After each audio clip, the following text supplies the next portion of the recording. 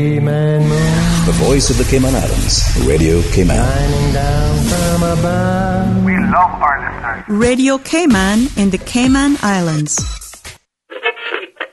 Oh, I think they're doing a great job. A lot of them are. Good afternoon, Dwayne. How are you? Not too bad, sir. Ladies and gentlemen, Radio Cayman's Talk Today with Sterling Dwayne Ebanks. But I do have some questions. There are more questions than answers. Radio Cayman's Talk Today. If you're ready to talk, we're willing to listen. Well, I really enjoy this program today. Cayman Islands' foremost listeners participation program. May God bless every person.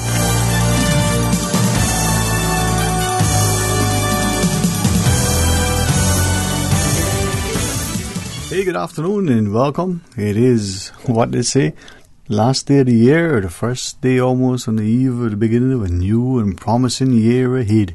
It's Talk Today for this Monday edition, 949-8037 or 1-800-534-8255.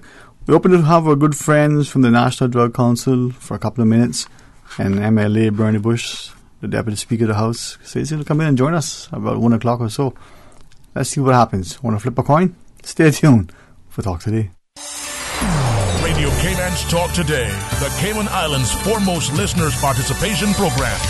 We ask our listeners to avoid statements or comments which are abusive, derogatory, malicious, or defamatory. Do not use any indecent language or make any statement which is false or misleading. Email Talk Today at candw.ky or call 1-800-534-8255. Courtesy of Flow. Cayman's #1 network that connects you to your world like never before. Let your voice be heard.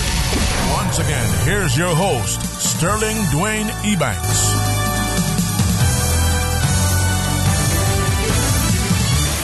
Hey, good afternoon. Welcome back. You want to be the first caller? There's no prize except, hey, you got to be the first one to say, you know, I saw Susan today on Talk Today. 949-8037. Or you can call us on the toll-free line at 1-800-534-8255. If you want to WhatsApp, I'll check that as well, 925-3261. If you want to send us an email, hey, I think even with our glasses we can still read it. Talk Today at candw.ky. Mind you, it doesn't come in instantaneously. I don't know why. Maybe it's going with a Rembro, but even she was faster than that at times. Anyway, it's a talk show. It's live. Give us a call. Share your thoughts with us. Despite all that transpired, I hope you had a safe, enjoyable, relaxing, wonderful time with your families as you celebrated and were festive, as you relaxed and were pensive. And you might have even had a bit of a stress, not just because of the bills that need to be paid or the work that you had to do, but just because of what you fear lies ahead and all that may have come before. But nonetheless, as best as we can, with little apprehension but with great excitement, we look forward to what may be just around the corner. It is New Year's Eve. Doesn't feel that way. Must honestly confess to you, it doesn't feel that way. It's not because you're not eating and drinking and not partaking of the libation and the food. It just doesn't feel that way. And why is that? So I had a chance to chat with a fellow who, sometimes I believe is helpful when he reminds me that he's seen a few decades under his belt.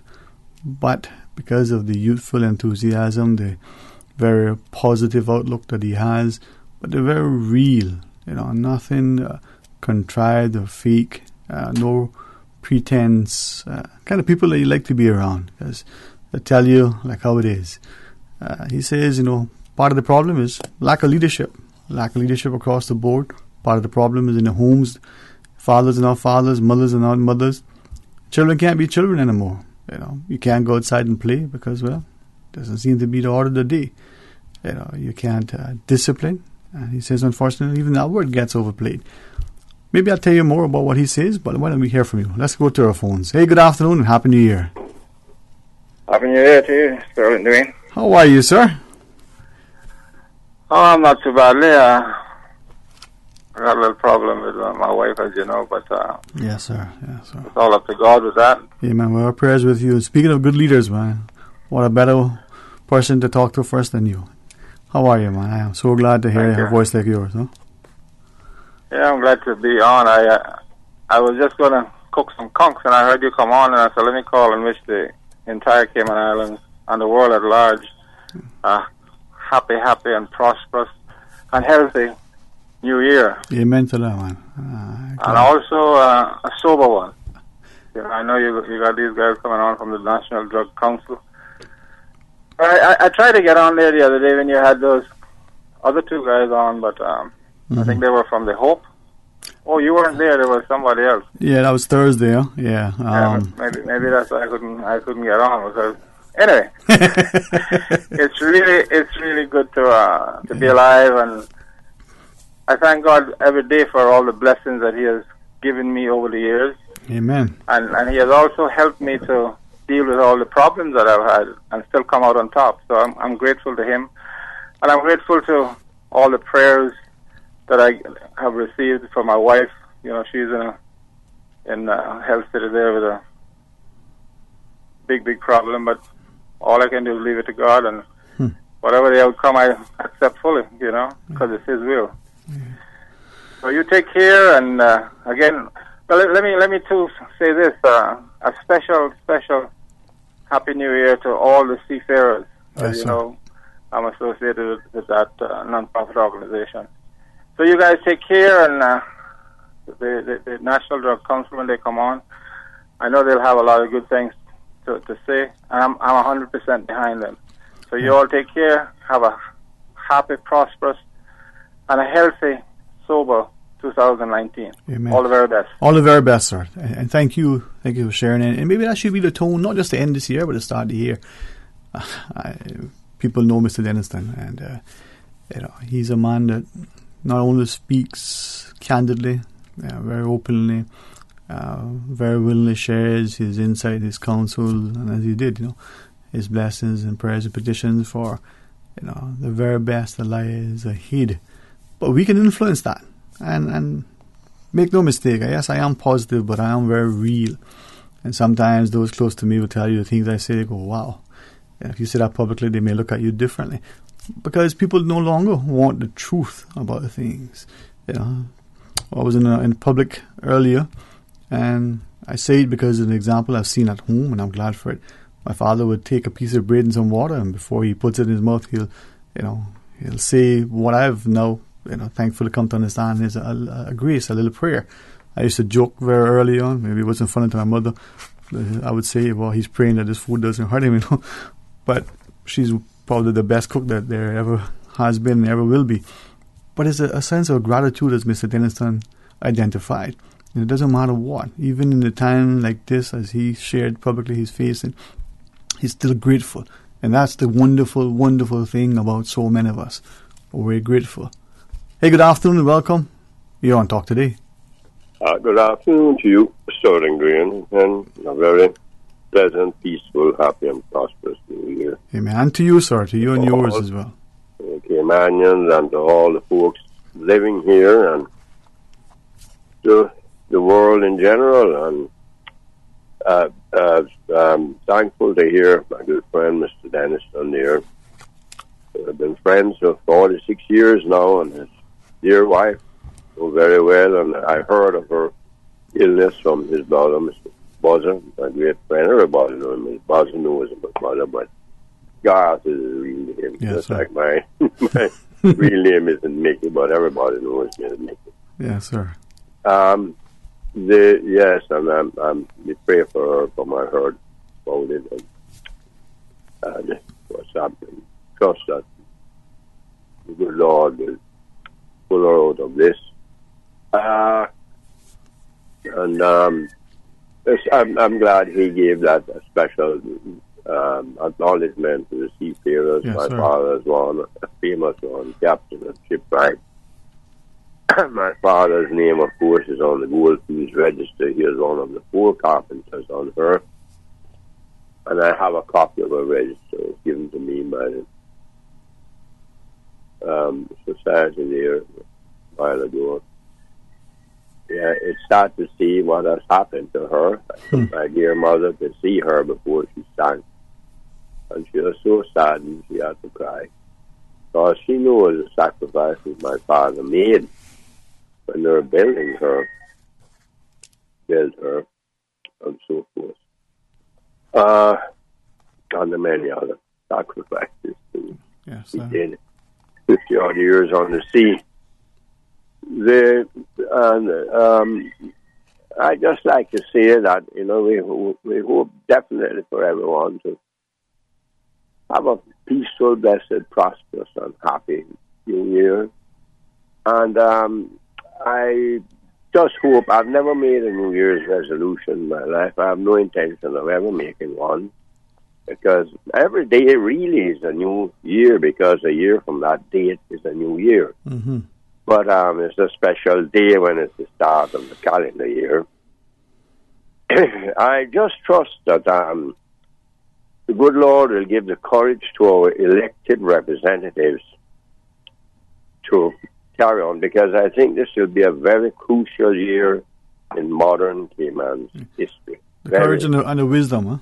No wisdom, but the courage. Yes, sir. Courage, that most important quality, as Mr. Churchill, that great man, once said, that courage is the first of all human qualities, because it guarantees all the others. The others will not come without courage, neither wisdom nor none. So we need courage to do certain things and do what's right for Caymanian people. They'll need courage, the type of courage that we had 50 years ago here. We know things are very, very different, as I've said so many times before on your show. Yes, sir. That you know what I'm talking about, that it's a very, very, very different Cayman. And I just hope most of the older folks like myself will learn to come to grips with it, as you said about that man with the discipline and all that. That's one of the major things that we have lost in the schools and the children. And we know many of the reasons why. There are terrible distractions. Television is number one, and the cell phone and all that goes along the contraption that goes. It's a terrible distraction for children, and mind-altering things there. And young parents are having to deal with that. I'm happy that I have no young children to raise, because I don't know how I would try to function in that system now, but I have all my respect, and all our elected representatives trying so hard. They get cursed every day and blamed for everything, but they're our friends before they're elected, and once they're elected, we curse them all the while, or a lot of us. I can't say we, because I understand the predicament that they're in. This is a crown colony, so you cannot really carry out what you really thought you would like to carry out when you were campaigning.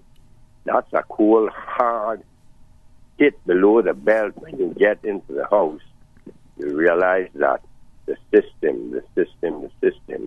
And of course, I don't see us ever becoming an independent country, because of the one word I just said, courage. We don't have that type of courage, and we don't have any real economy and intrinsic one to back up that move. So we have to etch out whatever we can with. But if I may, sir, as I listen to you, and that's the great thing of people like you who share with us and remind us not only of the courage but the need to pray for wisdom and the like. With our elected members, I think that many of us agree with you that they have a difficult task. They get blamed for everything. Maybe when they're campaigning, maybe they're deliberate and misleading. Maybe they themselves have been misled into believing what their powers are. But if I can ask you, this notion that, I'm not a constitutional scholar by any means, but we've been hearing the word recently. Some of us probably were familiar with it prior. The UK's constitution being unwritten, operating under this thing they call convention.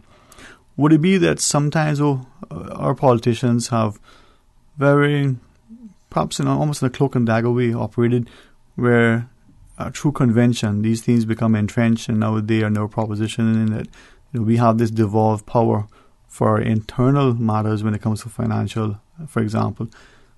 Could that be the initial posturing towards independence?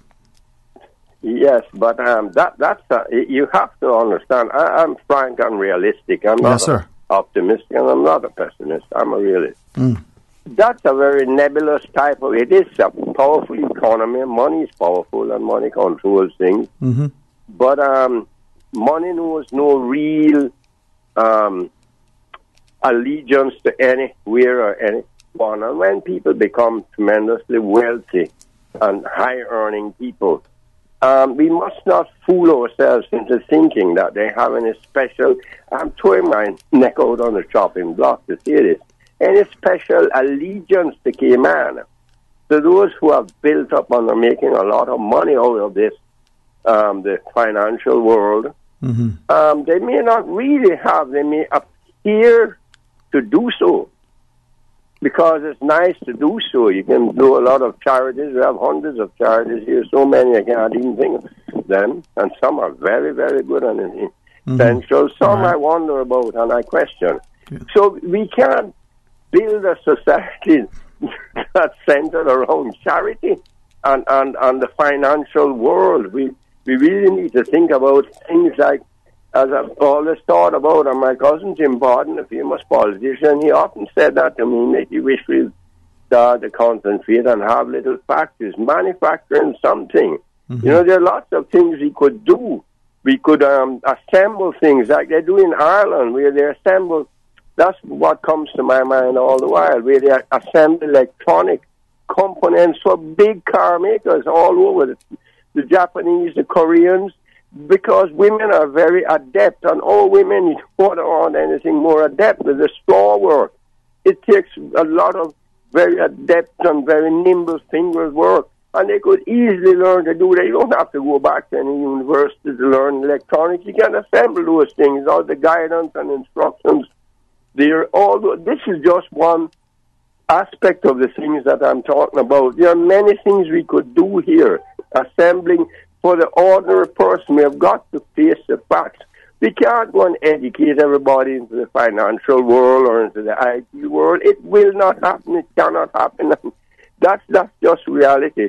So we have to concentrate on those great workers who are not really any overly educated people, might not even have graduated from high school, who can do a lot and who know a lot.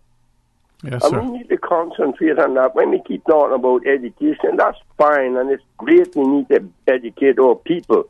But we have to think about those that are just ordinary people, which is a majority. Well, as you shared, thank you very much, sir. And again, the best for 2019 as we talk to you some more. I'm reminded you'd like to talk, but we got to take a break. Susan was spinning my ear and telling me that. Yes, I do enjoy a good conversation, and Mr. Vicker provides a great opportunity. Thank you so much, sir, for that. Let's pause quickly, take a short break. We're hoping to have our friends from the National Council to join us for a bit, tell us about their popular pledge. If they don't, we'll remind you. MLA Bernie Bush, he's also serves as Deputy Speaker, supposed to join us at 1 o'clock. Hey, flip a coin. Stay tuned for Talk Today. I can tell you this. Williams Production presents the Crab Family in Cayman, Monday, December 31st at the Lions Center in support of Adasi. Kickoff time is at 7 p.m. Tickets are only $25 and $35 at the gate. Purchase your tickets now at the Christian Enlightenment Center and Funky Dance. It's all brought to you by the Office of the Premier, Ministry of District Administration, Tourism and Transport, Value Med Pharmacy, Cayman First, Uncle Clem's, Hides and Son, Praise 87.9 FM, Tony's Toys, and Radio Cayman. The Crab Family in the Cayman Islands, Monday, December 31st at the Lions Center. Sometimes it takes a mountain. Sometimes a troubled sea. I didn't mean to hurt her. Work was tough. We're struggling financially. I had a few drinks to relax, but then the argument started. It was a mistake to hit her. Now I don't have a job. I don't have a wife. I can't afford to feed my family. This was a hard lesson to learn. Never forget that walking away from something unhealthy is brave. Stop the slap. Stop the cycle. Stop the violence. The Stop the Slap campaign, proudly sponsored by Foster's IGA. Stop the slap. Stop the cycle. Stop the violence. Who's the leader in Sandpans? It's Foster's. Ring in the new year with Foster's IGA. Cook a delicious New Year's roast or have us prepare your whole dinner. Is cooking on your list of New Year's resolutions? Let Tanya's Kitchen help you out. And with great savings from Foster's IGA, this may just be the one resolution you actually keep. Visit tanyaskitchen.ky for recipes and inspiration. From all of us at Foster's IGA, Priced Right, and Bay Market, thanks for shopping with us in 2018. At Foster's Food Fair IGA, we care. Headlines. With the latest headlines. Headlines. All the news when you want it. Tune in to Radio K-Man for hourly headlines of the day's top stories. One of K-Man's bright and shining young stars. Local, regional, international. Headlines. Turning to international news. Updates on the hour between 7 a.m. and 6 p.m. on weekdays. Radio K-Man News. Headlines. Your voice, your choice for today's biggest news. Talk today. But I do have some questions. Talk today. Cayman Islands' foremost listeners participation program. Talk today. Because there are more questions than answers. What the public is saying. Waiting to take your calls right now. Sterling Dwayne Ebanks.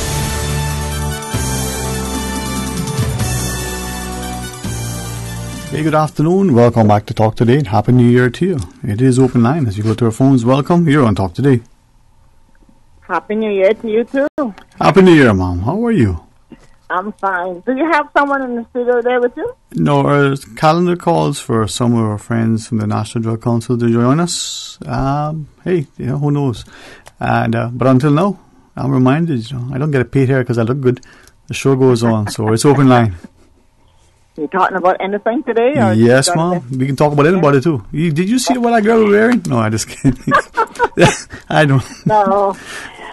Yes, Mom. I can't help but agree with him to 100% what he just did there. And Yes, that's Mom. a beautiful way of ending the year, thank God. Mm-hmm. You know? But, Sterling, I just want to shout out a thank you to the few people who helped me with my my food drive for the holidays. Yes, Mom. I'd like to thank Foster's Food Fair IGA, 100% and more. Mm-hmm. Lillian, Sharon, Dr. Lawrence from UCCI, and Dane from Fire Station. They made it possible, and I greatly, greatly appreciate it.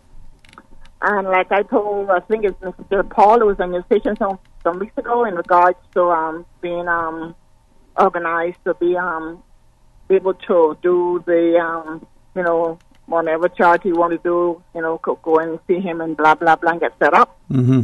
You remember me calling in that Yes, day? Mom. Yes, Mom. Okay. Well, I will be going to see him hopefully January, hopefully no later than February. Yes, please do. Yeah. Sterling, I want to say that I have called the station numbers of times in regards to security at our airport. Mm-hmm. And a few things happened recently. I didn't hear anything till afterwards. And people is asking me what took place at the airport. Honest to God, I don't know anything, Sterling. No more than what they talked about after the effect of what took place up there. Sterling, the security at the airport is terrible. Sterling, you got visitors coming in and going back to either get a piece of luggage that they did come up with, or come back to receive luggage after a day or the afternoon when it didn't come in on the flight, right? Mm-hmm. And they are being let inside of into the arrival section to go for their luggage. I've been saying that needs to be stopped. And no one is listening. Sterling, you had someone who trying to board a plane twice to the day, trying to board that flight 2 times to that day. Apparently they didn't make it. And then there was a rumor going around that someone went to the tower announcing a flight to come down when there was no space for them to land on the airport. Darling, we are taking things in Cayman for granted. We need to tighten our belts and protect this island because we have no idea who is watching us and this beautiful place we call the Cayman Island. Mm-hmm. Sterling, when they started remodeling the airport, they took away the upside stores and so forth, and was nothing up there to get. They got Allen Place a mile away from us, and by the time to get down there, you got 4 taxis already went around you, and so forth, so forth. And I am one that always walk with water. I always have water in my car. And I've been giving away water at that airport now for almost 4 years to dispatchers and taxi drivers. And some of the taxi guys said to me one day, you know something, we need to replenish this water back. Take this dollar. And I was reported to CIAA. My own Caymanian report me to CIAA in regard that I am selling water at the airport. And I contacted them back and told them that I was not selling no water. I give away water.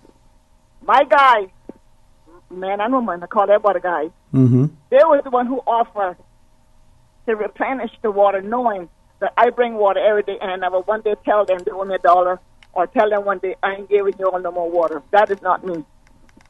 Anyhow, I respond back to CIA and told them I didn't appreciate them upsetting me on a Sunday evening when I work extremely hard at the airport in regards to a bottle of water. And they will never stop me from giving my water away at that airport when my guys up there need water. And when I say guys, I mean ladies and guys. I have given this to the dispatchers and down the line, and I've been accused. So I say that to say this. Instead of them trying to make sure that airport is secure, they're going to pull me down for selling water, and I must stop immediately.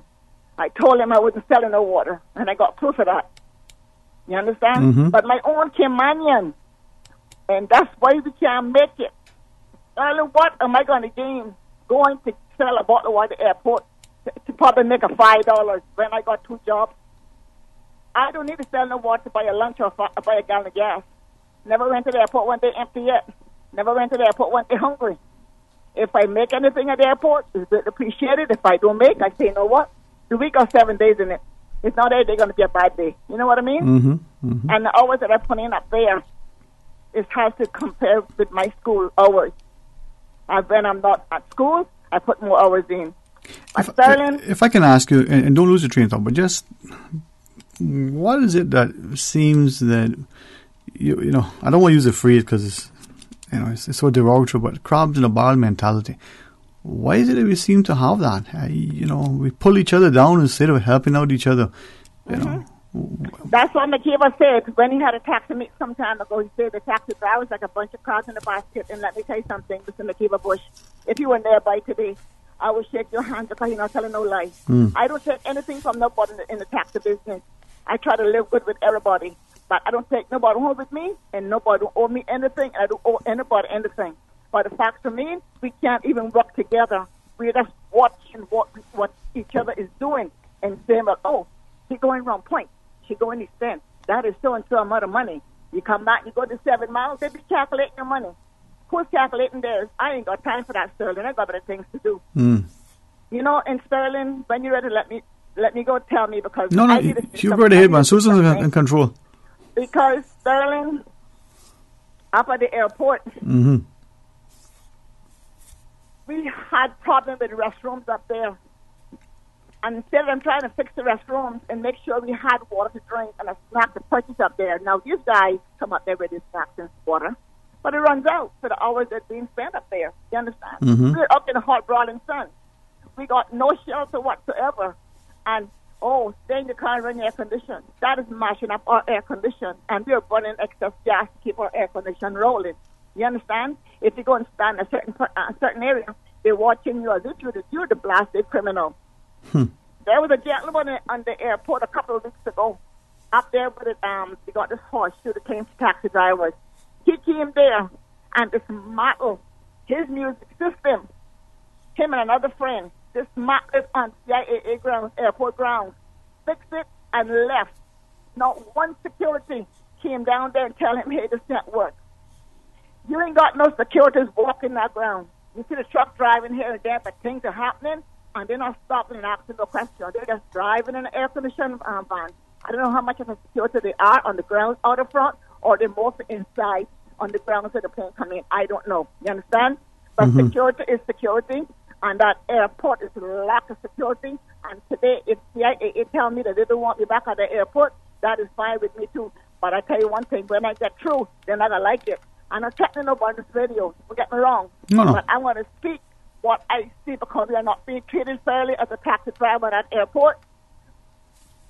Public transport need to come in and rewrap this taxi business.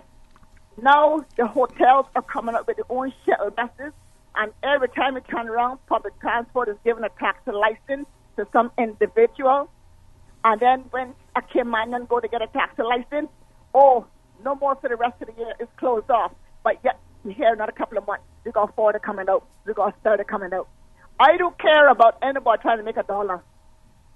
But don't tell my Caymanians that even though they claw me down at the airport and elsewhere, I don't give a, you know what you talk about, I don't give a rat. But we still need to survive on this island because we have absolutely no way to go. So, we can go, but we got to come back. What's the justification? Because I heard it before that allegedly, Caymanians apply for say taxi license as you shared, and they're told no more being issued this year. But others seem to have been able to get through. You know where they're getting through? The higher authorities is telling them to give it to them. My two children went looking license at some point in time. They was refused. But when you look around, you can find people that got a good job. I said I tax the business. If you're a Caymanian by paper and you're making over $3,000 a month, you shouldn't be driving taxi. Give it to the one who's making 15 or who's making a zero. And then again, our Caymanians, they are cowards. They will not stand up in their country. They need to stand up. They don't have to come on and be violent, but they need to stand up and say, you know what, I ain't stopping until I get a job in this department or my taxi license or what the case may be. Prove to them that you can do the job. You know, one time when I went to Cable, I was for a job. You know what they asked on that job? If I did this and I did that and blah, blah, on the job. I said, listen to me, I am willing to loan. I am willing to loan. If I don't loan within my probation time, they'll send me home. I jumped from register to register, watching everybody what it was doing. Yep. You know? Yes, well. But Sterling, I just want to say that I just hope the next year be a better year, and we the people of this island need to ship up or ship out and go live somewhere else where they don't have to worry about making $1, go make someone to take care of them. Because the few that's here that needs to survive, we need work. We need work. All right. Well, let's work together. All right. Hey, thank you, Mom. Thank you on that. All right. Blessings to you. Thank you. All right. Bye-bye. Have a safe one. Let's pause quickly, take a short break. When we come back, let's take some more calls. Stay tuned for Talk Today. I didn't mean to hurt her. Work was tough. We're struggling financially. I had a few drinks to relax, but then the argument started. It was a mistake to hit her. Now I don't have a job. I don't have a wife. I can't afford to feed my family. This was a hard lesson to learn. Never forget that walking away from something unhealthy is brave. Stop the slap. Stop the cycle. Stop the violence. The Stop the Slap campaign has been proudly sponsored by Cayman National Bank. Stop this slap. Stop the cycle. Stop the violence.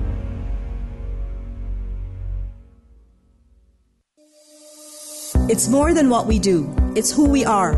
We were your official bank of the quincentennial celebrations in 2003. We were your Bank of the Year 4 times. We were voted as the inaugural top employer in 2010. We were the inaugural Business of the Year awardee in 2017. Who are we? We are Cayman National, your local bank, proudly serving you for over 40 years. It's because of you that our journey continues.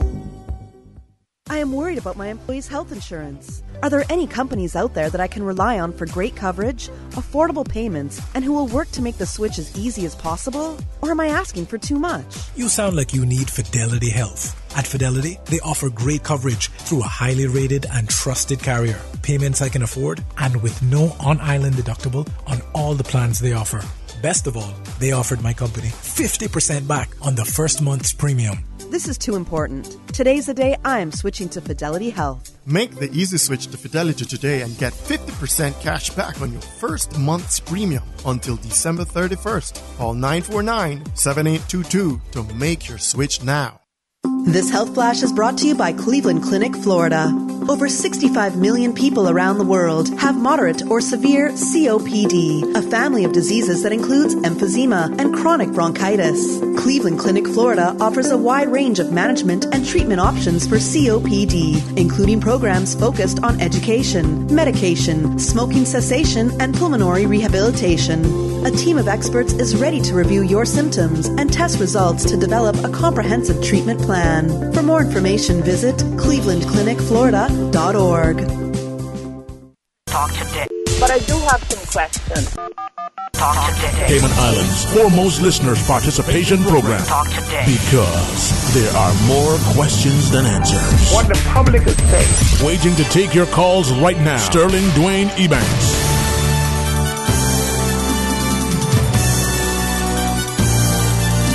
Hey, good afternoon. Welcome back to Talk Today. Thanks for joining us. And in the studio, if you're online, subscribe to our this live stream on YouTube, you'll see that good company I have in here of MLA and Deputy Speaker Mr. Bernie Bush. And as we get into our discussion, we do have a caller online as well, right? So you want to say let's go to the phones? All right. Good afternoon. Welcome. Happy New Year. Good afternoon, Sterling. And I want to wish you all Happy New Year when it comes, and also to Mr. Bush. And I'm behind Ms. Jan 100%. First of all, I'd like to say I would like for the MLAs to really get down on their knees and pray for this island, because as they can see, we're not heading in a very good direction. We're always going in the wrong direction, and I don't know why the MLAs can't see what's happening to this island. First of all, I would hope and pray that the corruption stops with the big officials in this island, because it starts from them. And the thing is, the Caymanians are hurting. They are hurting very bad, and it needs to stop from the higher up to the lowest one. It needs to stop. Right now, Caymanians are out there that needs jobs. They are replacing them with expats. Nothing about giving an expat a job, but we have to start with our Caymanians first. And I'm telling you, this year, they better do better, because let me tell you something, the worst is yet to come. So I am leaving you with all these words. So hoping and pray that the MLAs will really get down on their knees and forgive those people that they have done wrong to, and ask them to guide this little island in the best possible way they can. And to you, you all have a good New Year. Thank you. Amen. And to you as well. Happy New Year. To you. Mr. Bush, again, public level, welcome and special blessings to you and the family, and as the call is shared, to all of our leadership, especially those who elected, the courage, the wisdom, the knowledge, understanding, the compassion, but also the ethos to move us forward, with integrity. You know what? I don't know who the young lady is, but first, let me say thank you for inviting me over and having me over, and to the listening public. I hope you all had a very peaceful and happy and joyous Christmas. But in the last week and a half, I've been out giving out turkeys and hams. And what you heard the young lady said, I've heard that in a lot of places. She's not the only one saying that. So, and if you only heard one or two people with something, then you can say maybe it's just affecting one or two. But when I can easily say I've heard over 40 or 50 people with the same thing that she's saying, almost the same thing, must be something. There's never smoke without fire. And there's one thing I've found out. I've stood out and I've heard some of my other politicians say that things are so good in this island. I really don't know which island they're talking about. But that's not what the people are feeling. And right now, we do need a lot of prayer and a lot of soul searching from a lot of people who are supposed to be leaders, not only in the MLAs, but you can talk about the civil service and those who protect those in the civil service that are corrupt and doing wrong. And you can talk about the private sector, who a lot of things that I've learned over the past year, and things are being done. And even though I was coming here today when you said, let's talk about the bright things and the positive things. You cannot do nothing but to answer what the young lady said. And there are so much people, they're saying, oh, they made 2 people redundant. But yet, now, you have 8 of us doing the work of 10 people. And there's more work coming in than even before when we had 12 or 10 of us. There's 8 of us doing the work for 10 people. And our salaries, and we know the money that's being made. We know how much is things. We're not fools. And they're making more money, but we're getting more work and less pay. This is another thing. And they'll make posts redundant. I even know of a broker here in Cayman who promoted a lady and cut her salary and told her, says, look, no one else is going to pay you this kind of money anywhere else you go if you decide to leave this job. Their exact words to her. That's taking advantage. To me, that's corporate bullying. And these are the things that we as MLAs must address. We must protect our people from these vultures. And this idea about trickle-down economics, I've yet to hear very few people getting anything trickled down to them out there in the community. I don't know what other MLAs are finding, but I know what I'm finding. And what that young lady said is very true. Next year is not going to be as pretty a year as we would like it to be if we don't get our act together. Our first caller, Mr. Tibbetts, reference, and I only use him because I think he is a genuine person, sincere, Mr. Dennison, right? And I'd like to also wish they're having a medical thing in their family, to wish him and his family prayers, and I've been there, I know what it feels like, and I do wish them the best. Yeah. Amen to that. Looking at our country, talk about leadership, whether it's the politically elected, whether it's the appointed, or there's those in the private sector who influence. It doesn't have to only be, in the financial sector, but that's important. Or we see in the churches, schools, leadership across the board, in our homes. The lack of integrity, the lack of, that ethos to do the right thing. The right thing. And a lot of times the right thing is the easiest and the simplest thing, That's what I've found. Yeah. Doing the right thing is a lot of times the easiest and the simplest thing. I was just talking to a lady this morning.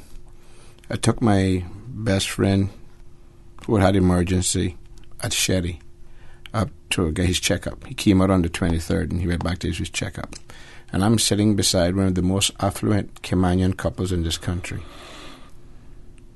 And the wife of the gentleman, who's well known in this country, said, and I quote,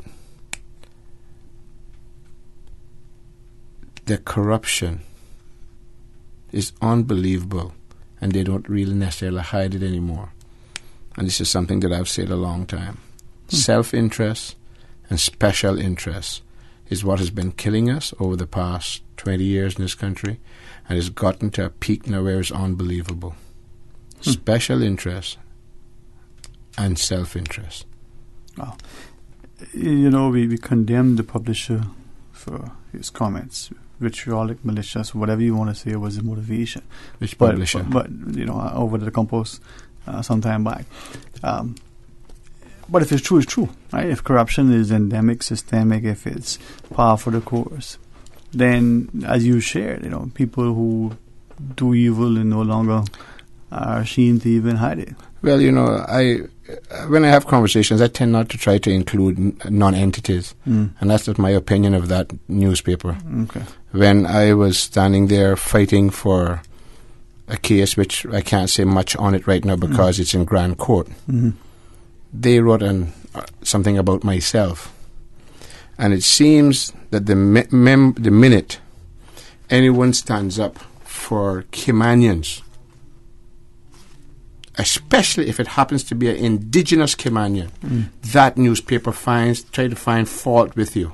And they try to make you seem as if you're xenophobic or something. When, with me, all I'm looking is justice and fairness for my people. Please, and I make no apologies. And it seems that this thing has developed over the last 10 to 15 years in Cayman, the minute you open your mouth to defend the Caymanian or speak something for Caymanians, people want to tear you down. When I stood on the radio and I said that being Caymanian is not a qualification, a lot of people, no one said anything. It was yes, everything, that's right. Okay, but the minute I said no longer will be being Caucasian, being Canadian or English is a qualification, all of a sudden I'm a bad man.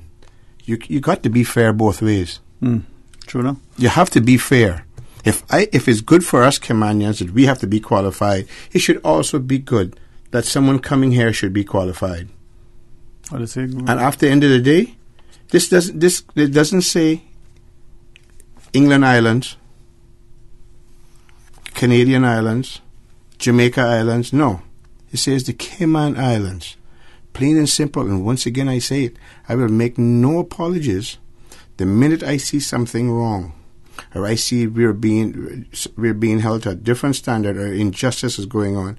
It doesn't matter which side of the floor I sit on or stand on in that LA. Doesn't matter which team I'm with, or I am going to speak out. All right. Let's pause and take a short break. When we come back, MLA Bernie Bush continues to share his insight and counsel and wisdom. Stay tuned for Talk Today.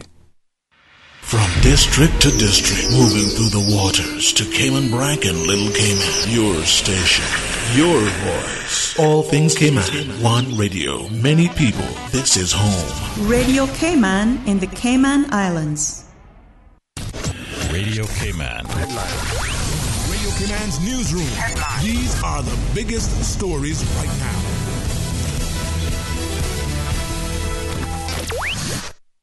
A 21-year-old West Bay man faces murder and gun charges in court today. William Isaac Ebanks has been charged in the homicide of 29-year-old Darrington Ebanks on Christmas Day in West Bay. In international news, China's factory activity shrank in December for the first time in more than 2 years. An official survey showed today, intensifying pressure on Beijing to reverse an economic slowdown as it enters trade talks with the Trump administration.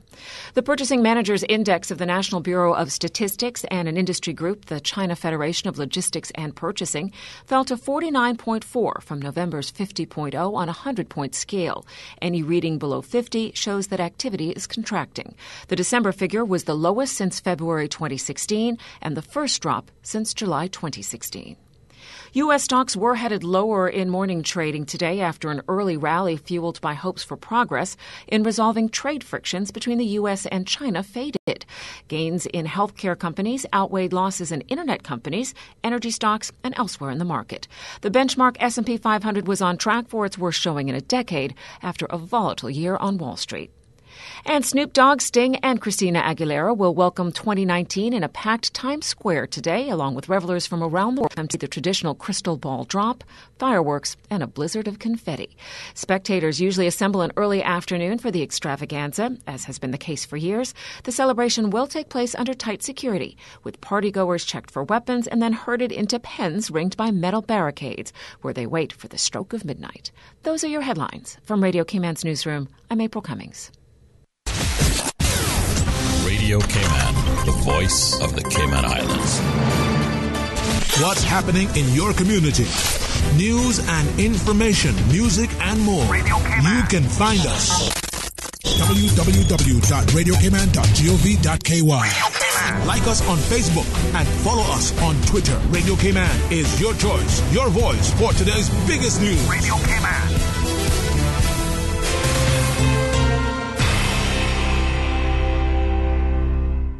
Talk today. But I do have some questions. Talk today. Cayman Islands' foremost listeners' participation program. Talk today. Because there are more questions than answers. What the public is saying. Waiting to take your calls right now. Sterling Dwayne Ebanks.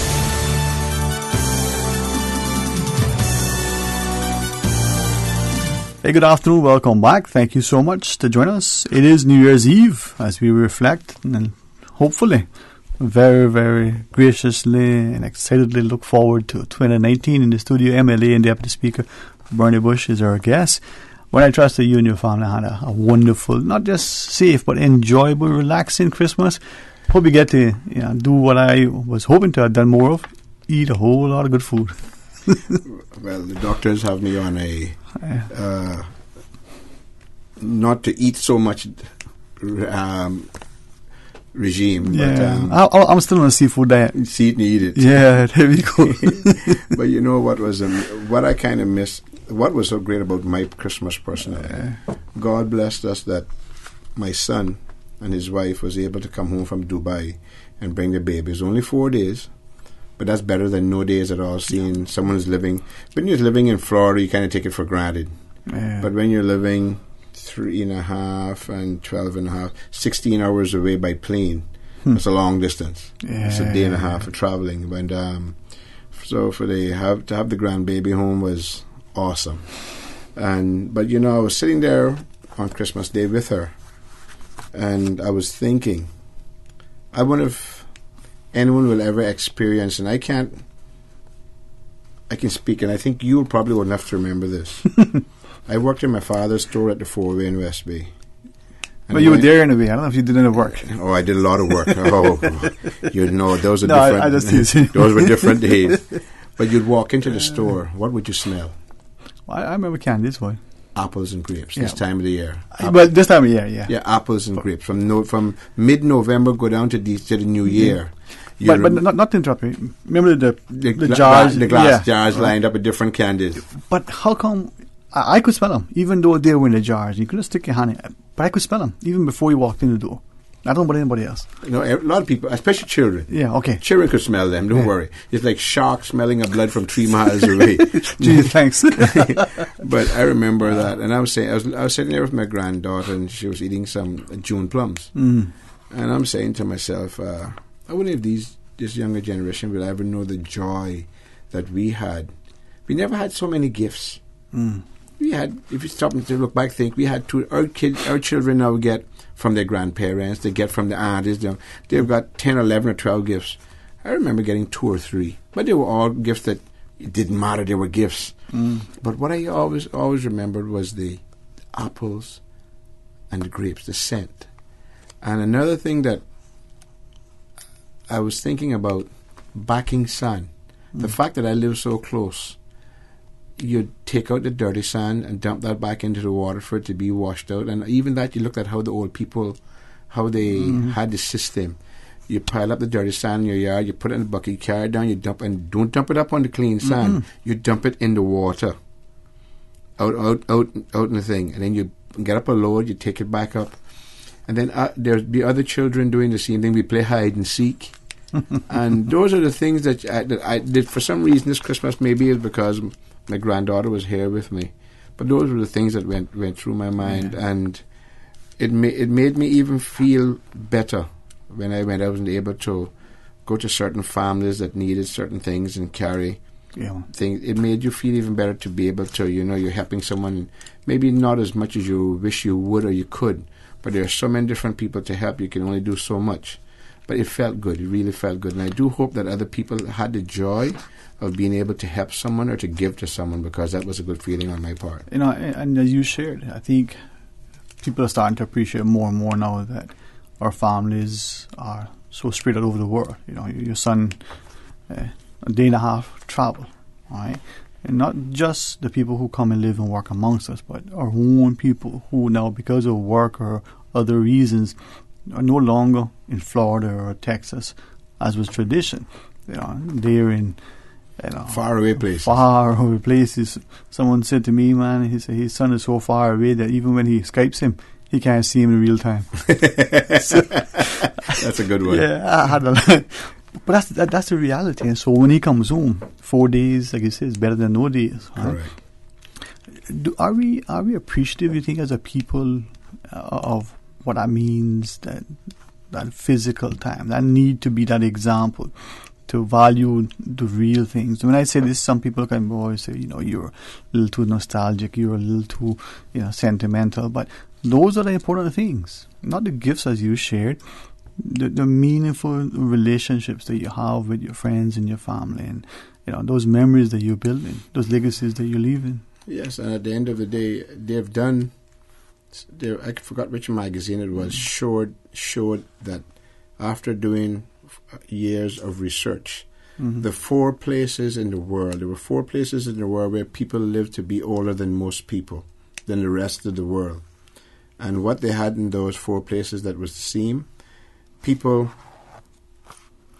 went out to friends' homes, they had social gatherings, they played dominoes, they sat down out in parks and talked, and they all ate a more vegetarian type of diet. There was no whole heap of meat and those things. But what was the social side of it was all 4 areas was that social side, going over to our friends' house, other friends being there. And another thing we Caymanians have to learn to do is let go of stuff that are not necessary. Someone yourself had an argument 10 years ago and you're still holding on to it. Let it go. God, we have too much stress on our place besides adding stuff like that that's not necessary.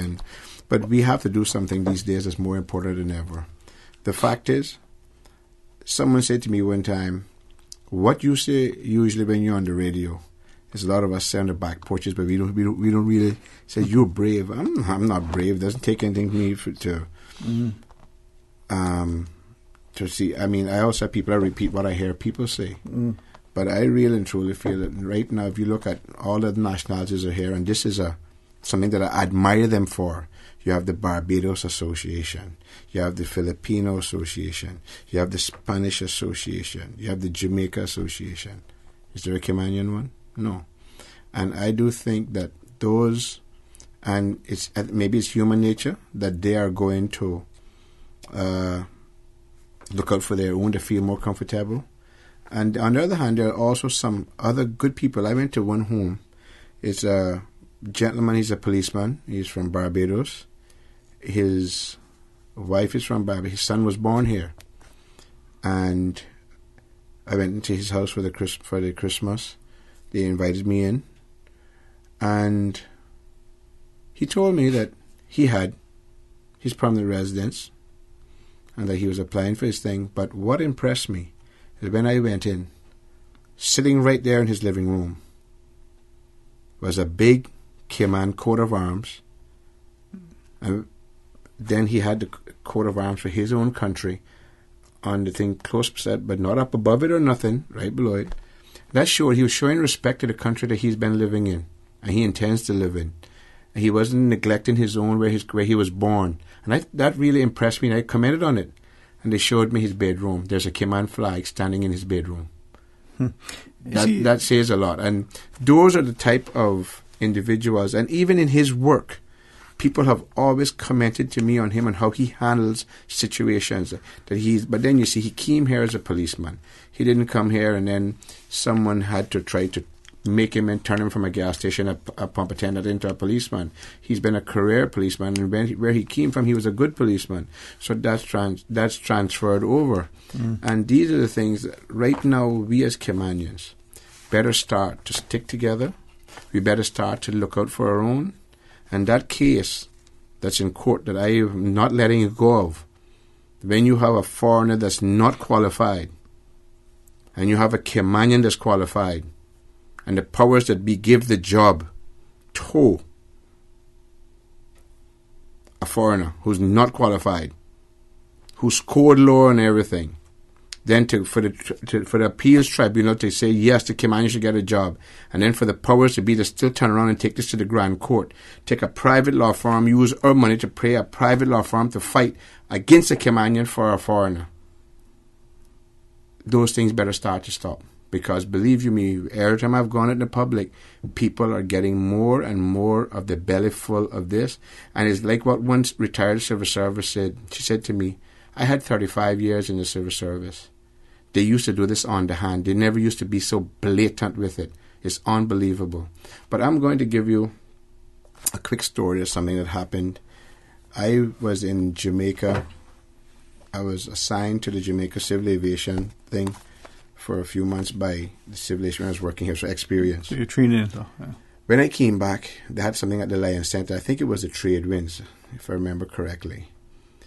And a gentleman from Bordentown, Mr. Harwell McCoy, who also studied in Jamaica, University of the West Indies, I think. Harwell came up to me, put his arm around, because his older brother was one of my supervisors. He said, did you just pay attention to football and women while you were there, or did you pay attention to other things? I said, no. My father told me to read the newspapers. My father told me to listen to talk shows, and I did. He says, so your eyes have been opened a little bit. I says, yes, sir. He says, I'm going to give another bit of wisdom now. Take a look at Cayman now as you see it. He says, at that time he had said 1999, but I think it was 96 or 97 when Hong Kong went back over to the Chinese. He says the year, in 1999, when Hong Kong goes back to the Chinese, I want you to pay attention to the Cayman Islands, and we will be more colonial then than we are now. I said, that's impossible. I said, our minds will have been opened, and we will be more educated, and we will be more proud of being a Caymanian. We'll be more proud of whatever ethnicity we have, whether we're brown, whether we're red, or whatever. I said, Caymanians cannot be this way in 1999. It's impossible. And I thought back to that. And you know, Mr. McCoy was right. We are more colonialized now, but it's because of the powers that be.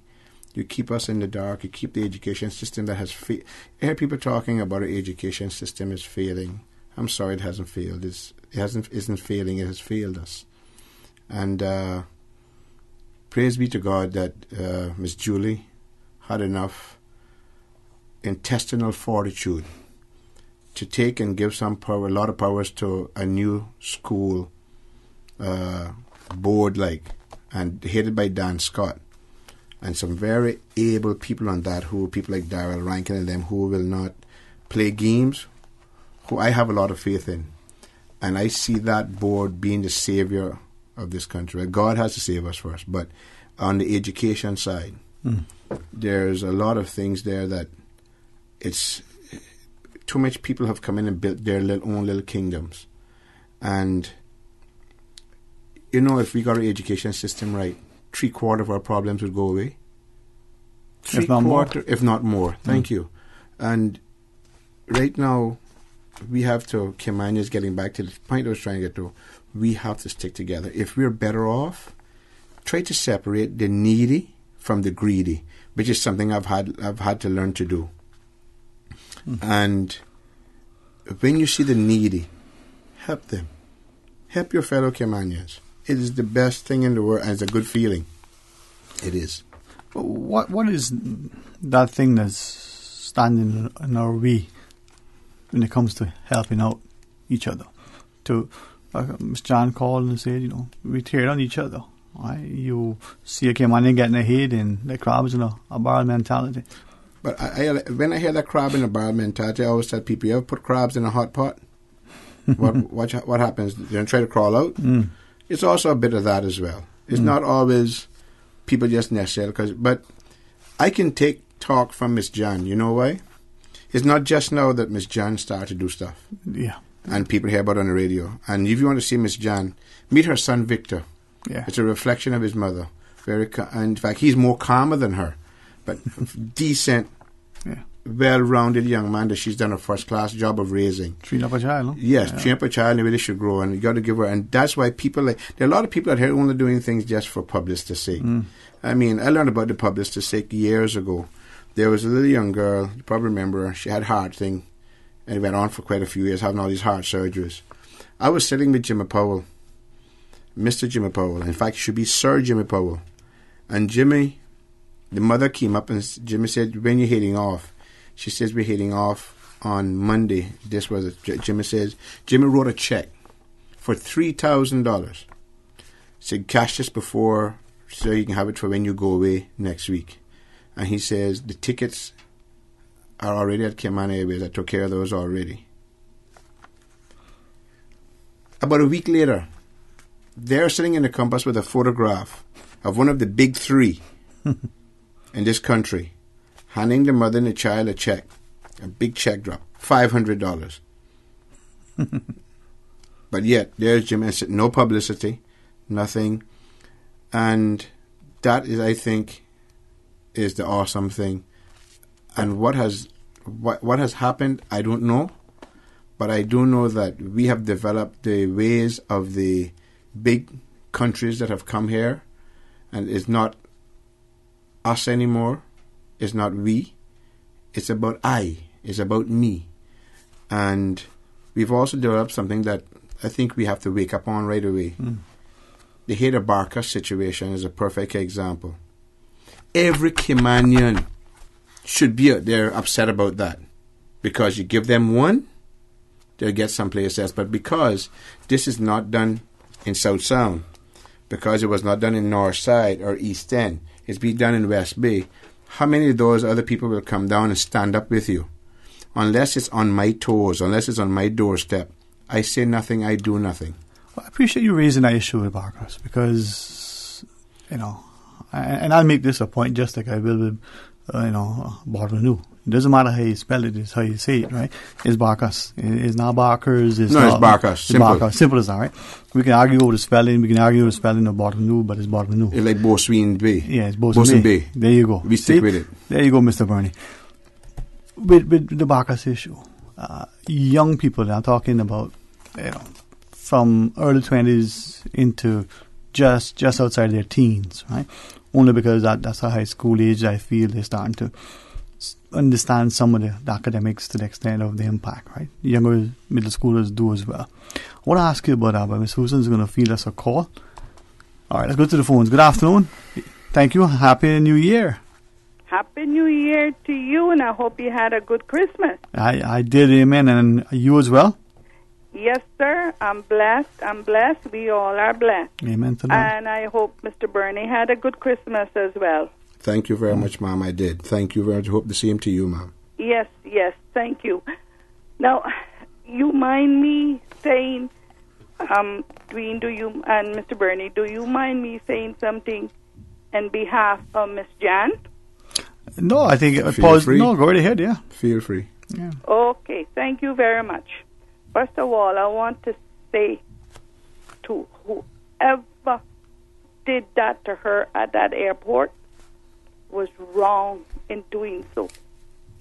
Miss Jan is an honest person. Amen. She calls me sometimes to help her distribute bags of things for the people that is sleeping in our cabanas, in hammocks, and stuff on the beach. Mr. Bernie would know. Yes. But you can't help everybody, and you got to keep that in your mind. You can try, but Caymanians are not helping Caymanians. They see one Caymanian get a good education and has traveled and has worked overseas, including our representatives. They keep them down. They keep us down. I know. My son is one of them. They keep him without a job that he can do, that he has trained for, Mr. Bernie. He's now working at the Ritz and the rest of the hotels here. They're not training Caymanians. That should be in the law. It is, ma'am. It is, but we don't enforce it. We do not. This is the problem, ma'am. You just hit the nail right on the head, and I'm glad you said it and not myself or Sterling. It is in the law. They are supposed to if we go in there, but they do not.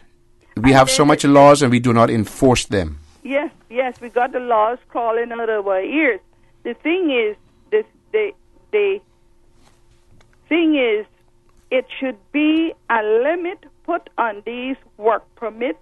I don't care for whom, whether it's managers, general managers.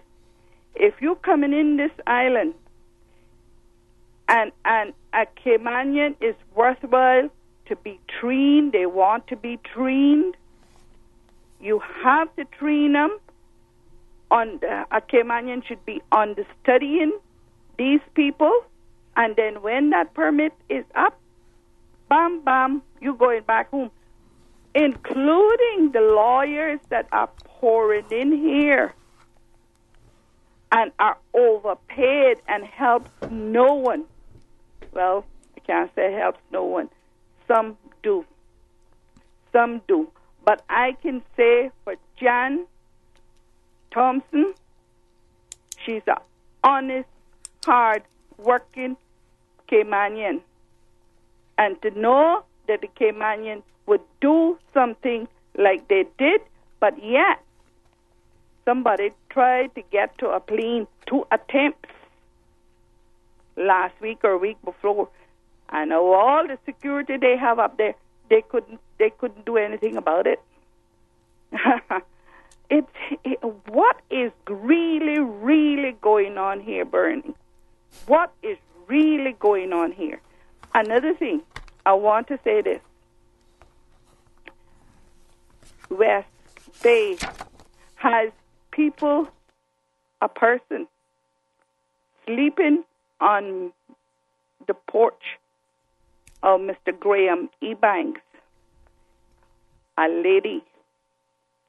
She's educated, but she has a mental problem.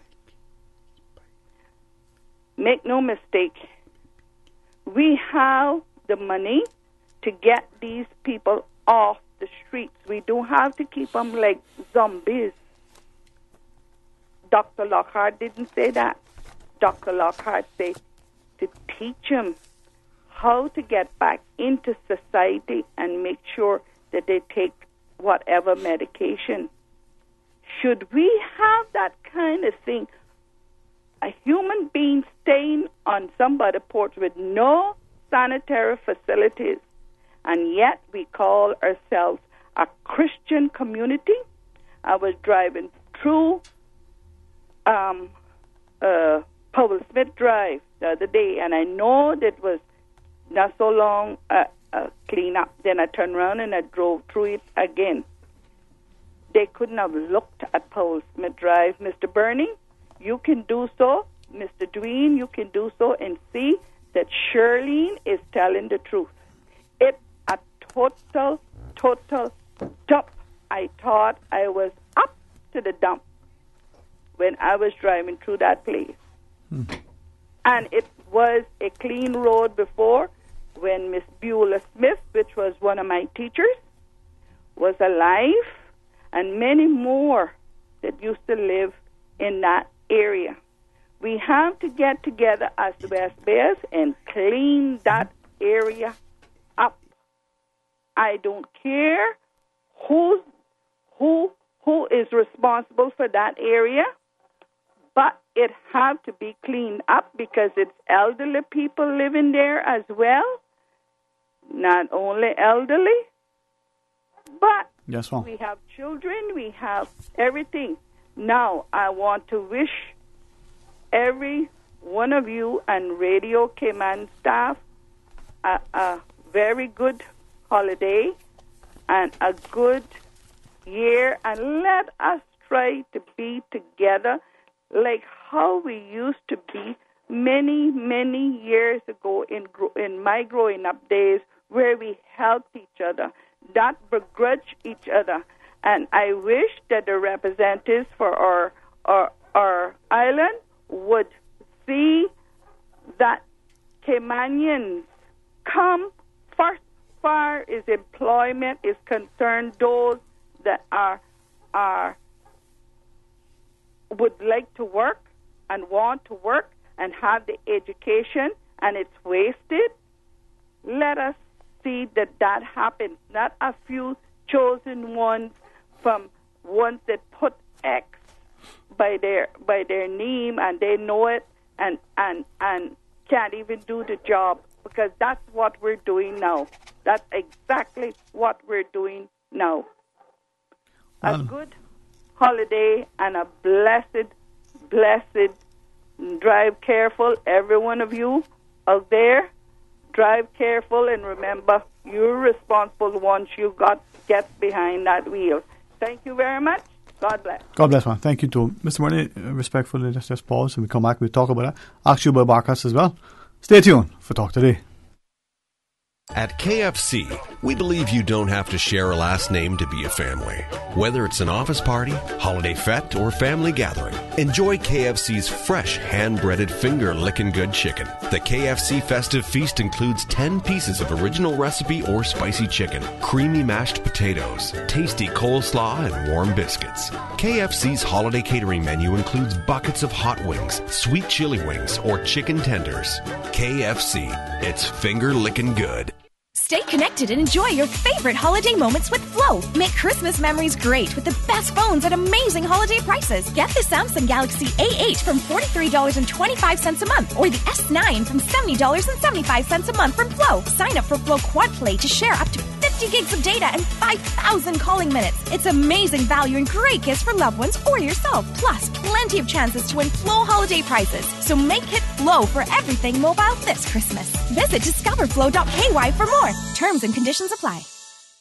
Radio K-Man's Super Jam Show, the #1 drive time entertainment show on your radio. Enjoy a mix of pop, hip-hop, dance hall, urban gospel, Latin hits, reggae, and soca. The Super Jam Show is fueled by the proud sponsorship of Savannah Pharmacy, just around the corner with everything your family needs and convenient opening hours including Sundays and holidays. Savannah Pharmacy. For more information, call 946-3336.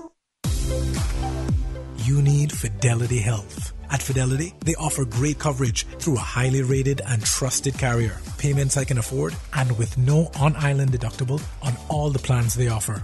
Best of all, they offered my company 50% back on the first month's premium. Make the easy switch to Fidelity today and get 50% cash back on your first month's premium until December 31st. Call 949-7822 to make your switch now. Call your friends. Make a plan. Make New Year's something to celebrate. Let the Purple Ribbon Bus be your chauffeur. Ride free this New Year's Eve from 9 p.m. to 4 a.m. Be smart and get home safe. This message is brought to you by the National Drug Council, EK Online, Jake Scott, Foster's, Caribbean Engineering, RCIPS, and Radio K-Man. Talk to Dick. But I do have some questions. Talk to Dick. Cayman Islands' foremost listeners' participation program. Talk to Dick. Because there are more questions than answers. What the public is saying. Waiting to take your calls right now. Sterling Dwayne Ebanks.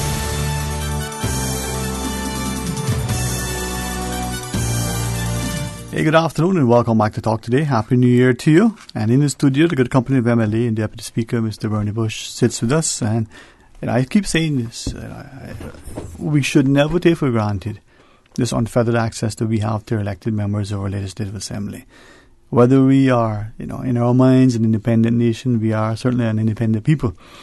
We like to think and act, we like to believe and, go on the premise that what our ancestors and forefathers did relative to our politics was to demonstrate a resolve and a resilience and a willingness to grab the bull by the horns and not rely on somebody else. We did it for ourselves. Not that we weren't willing to accept help or include others. It was the fact that we didn't sit down and, wait for something to happen. So hopefully the country does not, abuse the access that we have, but doesn't, ignore the importance of it.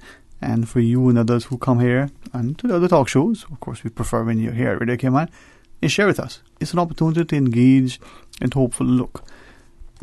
As the caller was sharing, but equally, and only because today, this morning before I came in, as students get ready to go back to, university or into the new school year here on our schools here, this issue of Bacchus comes up. Almost all the conversations since it broke when I was off. But Bernie, what are we going to do about it? And first off, is there anything? I think we have to march and show people how serious it is. That's what I think we have to do. Yeah. The first meeting that was arranged in West Bay, Laura and myself, Laura came, I had a meeting with the family first, and it was on a holiday. I think they called me Monday morning. It was on a holiday morning at 8 o'clock, 8:30. We met underneath the grape trees and we went through it. What they expected from me as their representative and so forth. I was quite honored that they had called me. But I'd already received that night. I'd received texts from 4 or 5 people, and all people who have good jobs, people that we would want to say prominent. To me, everyone's prominent, but these are people who are able to push some weight behind it. And those are sometimes the ones that get to me, because the position they're in, they can do a lot more than little people like me, and I can go there. But the problem here in Cayman is, even when you write and you as a MLA open your mouth, and it's, to me, this is not political. But the minute I opened my mouth, it became political. You understand where I'm coming from? I hear you. Because I grew up on the Haida Barcas with Chucky Powery and Austin Ebanks. Babysitting me as the youngest member of the Boys Brigade group. Then you had to go out and get your own conch, your own lobster. I was to stay, take care of the fire, get the fire going, get the pot going, and they'd go catch and come back. Miss Lilias told them, take care of my baby. So, and they did, huh? Yeah. So, but that's how we were as a community. I'm from out on the bay. Yeah. They're from down Bosun Bay, and these guys looked at me as I was their little brother. And then, but when these people are very upset about it, very worried about it, and when you look at the amount of size, and both Mr. Paul Rivers and Mr. Mervyn Smith at the meeting in Town Hall, you must give credit where credit is. These men laid out some things to the public. And I looked around the Town Hall that night. There was not enough of us there. And the thing about it is, what made me feel good, it actually brought some of the indigenous community, with those others who, I hate to use the word, but paper Caymanians, I don't really like to use the word, but those who have become Caymanians. There was a good mixture there. And who was being the most vocal was the ones who had come and got their papers. And there were some young people. There's one little young girl that really stood out to me. She said that her grandmother, after church every Sunday, would take her to the Haida Barker sitting up there for half an hour or hour before they'd go home for their lunch. So she held on to that thought and to think that they were going to do this. And the beach is going to be blocked. The access to how we can walk the whole length of it if you want, because you're going to have to walk across this big old pier that they want to put up there. And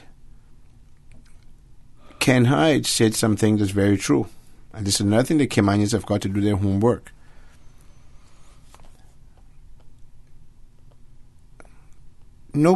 Dart never forced anyone to sell him the land, you know. And there were some people who went to him asking to sell their land. Okay? But the whole thing is now, the government has money in the fund. We have over $10 million. We can look at what that land was sold for, buy it back, very simple, and make it into a real park. Not by word of mouth, or put it into the house, put it into park, pass it, that no one can touch it. Leave it as it is. But like I said, a lot of things will come to fruition. I was kind of blindsided by a question on another radio. Are you the West Bay MLA that has business going up there? Or part of a business going up there? And I was shocked. And I think there had to be some reason why that host on that radio show asked me that. And every time I ask him, who are you talking about? He says, you will see. You will see. So I do hope when this comes to fruition that West Bayers pay attention. And I've noticed, like what people said, they haven't heard any other one say anything. They have heard no one else, no other politician say anything about this except myself. And I will say this to the other representatives from other areas. You all could be next. This issue with Barcas, you look at the subsequent meeting in the church hall. Yeah, I was away off the island, yeah. And look at, again, the cross-section of the community. People who are, not just West Bayers who camped there, had the privilege of interviewing 2 young students. And I trust that the community, as they listen to those 2 youngsters, that they see in them a desire to think beyond today and the economics, the environmental or the social impact. But this issue, there were a couple of questions that were asked of me repeatedly by students. One is, why are decisions like this, the application for coastal works license, going to a political elected body like cabinet and not some other mechanism? Now, some gave examples of other jurisdictions, even in Florida, where these decisions are in an open format and is not a secretive thing that they perceive to be transparent within cabinet. I don't know whether you can shed some light, but I couldn't give any more. Coastal work license, go to cabinet. Yeah, we have to change the law. Okay. The rest within what, And I think there has to be a balance. I mean, you can't be. You want progress, and you want progress, but not at the expense of certain things. You have to be aligned someplace, how much you're willing to give away. And the question that an older man asked me the other day, he says, I am now 74 years old. He said, this is not about me anymore, it's about my grandchildren. And he said, the progress that they claim is here. How much has it benefited those of us who were here from before? He says, Mr. Bush, go away and ask yourself that question. Come back to me. He was a very calm gentleman, wasn't in any way angry or nothing like that. He says, I want you to do some homework. He says, go out and look and find out. All these things that they're doing, how much is it benefiting? He says, of course, there are some of us who have not grabbed what is there available for us. I remember a friend of mine went to Northwood, and he was there for a few years, and he came out with about 4 or 5 more qualifications when he went in. And he says, this is a joke. He said, the Caymanians up there not doing these courses. All the foreigners are jumping on these courses. And I got to thinking, and I said, I intend to talk to the Attorney General and say to him, listen, can we get time off? What can we do to push? They say you can't take a horse to the water and make it drink. But we must find some way to get those of us who do not realize the importance or feel that it's and this is all what I found with some people, is a waste of time. I heard one young man tell me, look, my sister went off, spent 5 years overseas, freezing up in the middle United States, come back here, she's running up and down for the last 2 years looking at a job, she doesn't want to start at the top, she just wants a decent job, and so where she's working now, in a restaurant, and has a degree in management and marketing or whatever, have a master's degree. And no matter where you put in, but when you look inside those positions of foreigners, they say you don't have the experience. Why can't you, Mr. Burney, why can't you all force them to make my sister go in there, to give her the experience, and in 2 years' time, and he says, but you all are useless. He says, you all couldn't even make them put a Caymanian in the helicopter, and we paid for that. So, but you hear the conversation where the young man is going. Yeah. He's not fooled. Yeah. And his thing is, why should I kill myself? Like what you're telling me. You tell me you'll pay for me to go, because every year I sponsor about 9 or 10 children through UCCI. And I told him, I'll pay for your books. I'll pay for you to go into the school. I can't pay you to go, but I'll pay for you everything. All you have to do is use your time. And I says, at times, I will even pick you up and carry you once I have time. I do it with other kids, I'll do it with you. And that's when he threw it in my chest. What can I say to a young man that comes to those arguments? His sister went off. His father sold a piece of land. To fund the education. To fund the education. And the opportunity when she comes back. Comes back. And she's working in a restaurant. Nothing indicative of what her degree says. But yet, then he says, and you all can't force the hand of these people hiring to give her the experience? He says, all those people that we're hired, never had no experience before. Yeah. They never had the experience before. They come here, and someone said to me, I met a young lady who was working at one of the big firms here, and she was hired because of her international experience. And I asked her where she worked before. She said in London. But yet, before she came here, she had never dealt with the cross-section of clients like they did until she came here. So, in other words, what we have to do is send our Caymanians down to London, make them sit there in the office, look out the window for a month or two, then they come back home, they have international experience. I had a similar conversation. The question was asked by somebody in the financial sector. If you're a Canadian working in Canada, someone from the UK working in London, do you have international experience? And if you consider that, do you have offshore experience? So to your point, we need to give our people the opportunity. They have to take themselves of it. Or maybe continue speaking, whether about Marcus or other issues.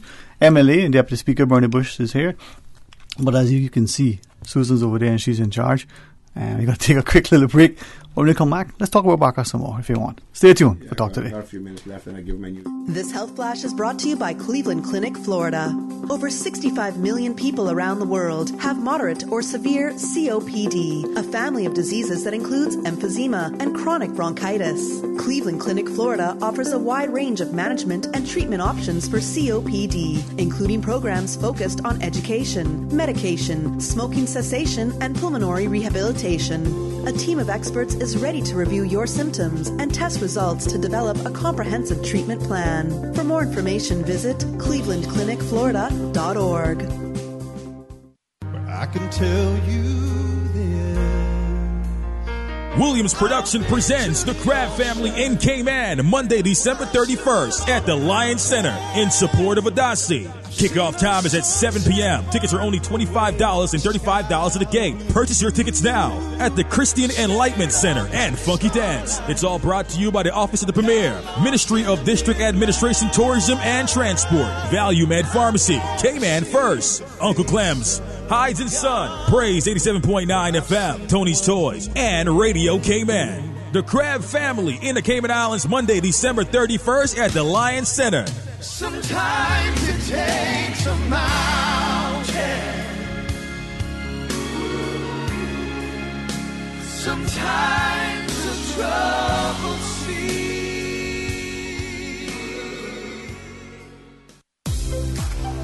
You need Fidelity Health. At Fidelity, they offer great coverage through a highly rated and trusted carrier. Payments I can afford, and with no on-island deductible on all the plans they offer.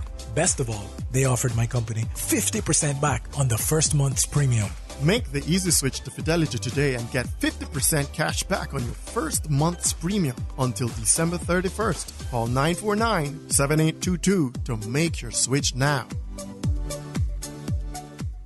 Eats Cafe in the Fall Centre on the West Bay Road is a sponsor of Radio Cayman's CI Retro Talk Today special Cayman Islands historical and cultural program series. Eats Cafe, celebrating 30 years of being Cayman's #1 breakfast location, offering you your best choice for a hearty, healthy, delicious breakfast. Eats Cafe, friendly service, pocketbook-friendly prices, and a pleasant surrounding. Eats Cafe, 30 years in Cayman. Don't forget to tune in every Monday through Friday for the 7 a.m. news, brought to you by Cayman National Bank, proudly serving the Cayman Islands since 1974. Visit Cayman National Bank today for all of your financial needs. Having a party at the beach or a team building exercise at the park?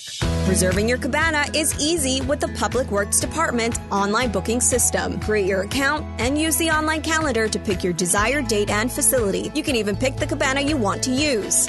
Look for your confirmation email, print it off, and bring it with you as proof of reservation. Enjoying our natural environment has never been so easy. Visit www.eservices.gov.ky to book your cabana today.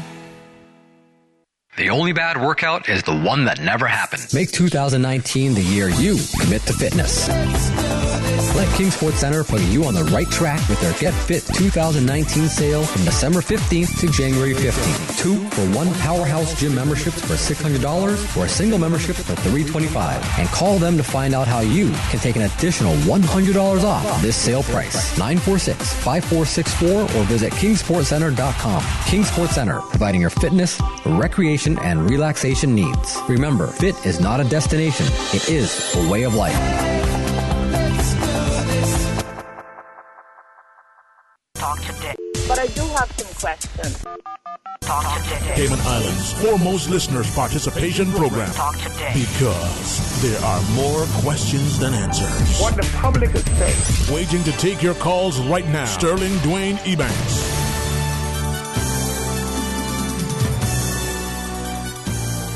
Hey, good afternoon. Welcome back to Talk Today. In the studio, MLA Deputy Speaker Mr. Bernie Bush sits with us for a few minutes.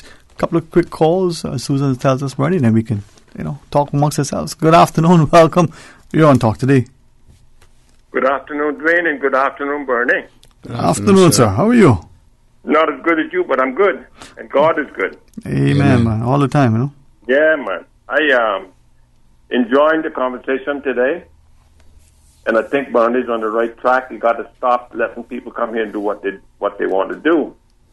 I'll give you an example. I was reading. I downloaded all kinds of stuff on my computer, and sometimes I just go back and recap some of the stuff. And like full last night, I was looking at the computer, and there was an article in there about the Rotary Club. And I'm bringing this to the fore so that people can see that people who come here are all about themselves. Most of them don't care about Cayman. This guy was a Rotarian who became president of the Rotary, an Irish one. Can't remember his name.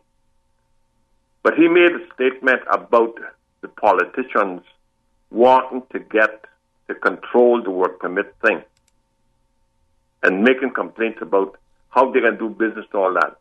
Now, you see what I'm saying? We have let every Tom, Dick, and Harry, and the longer it goes on, the more difficult it's going to be to rectify it. But people come in here and they open up a business, people like Michael Ryan and them guys that come here, the stuff that they did to us, and they come in here. And I want to give you an example. You heard any more about the Ryan Wood project? The thing that was going to golf course and all that was going to happen up in East End? You heard any more about that?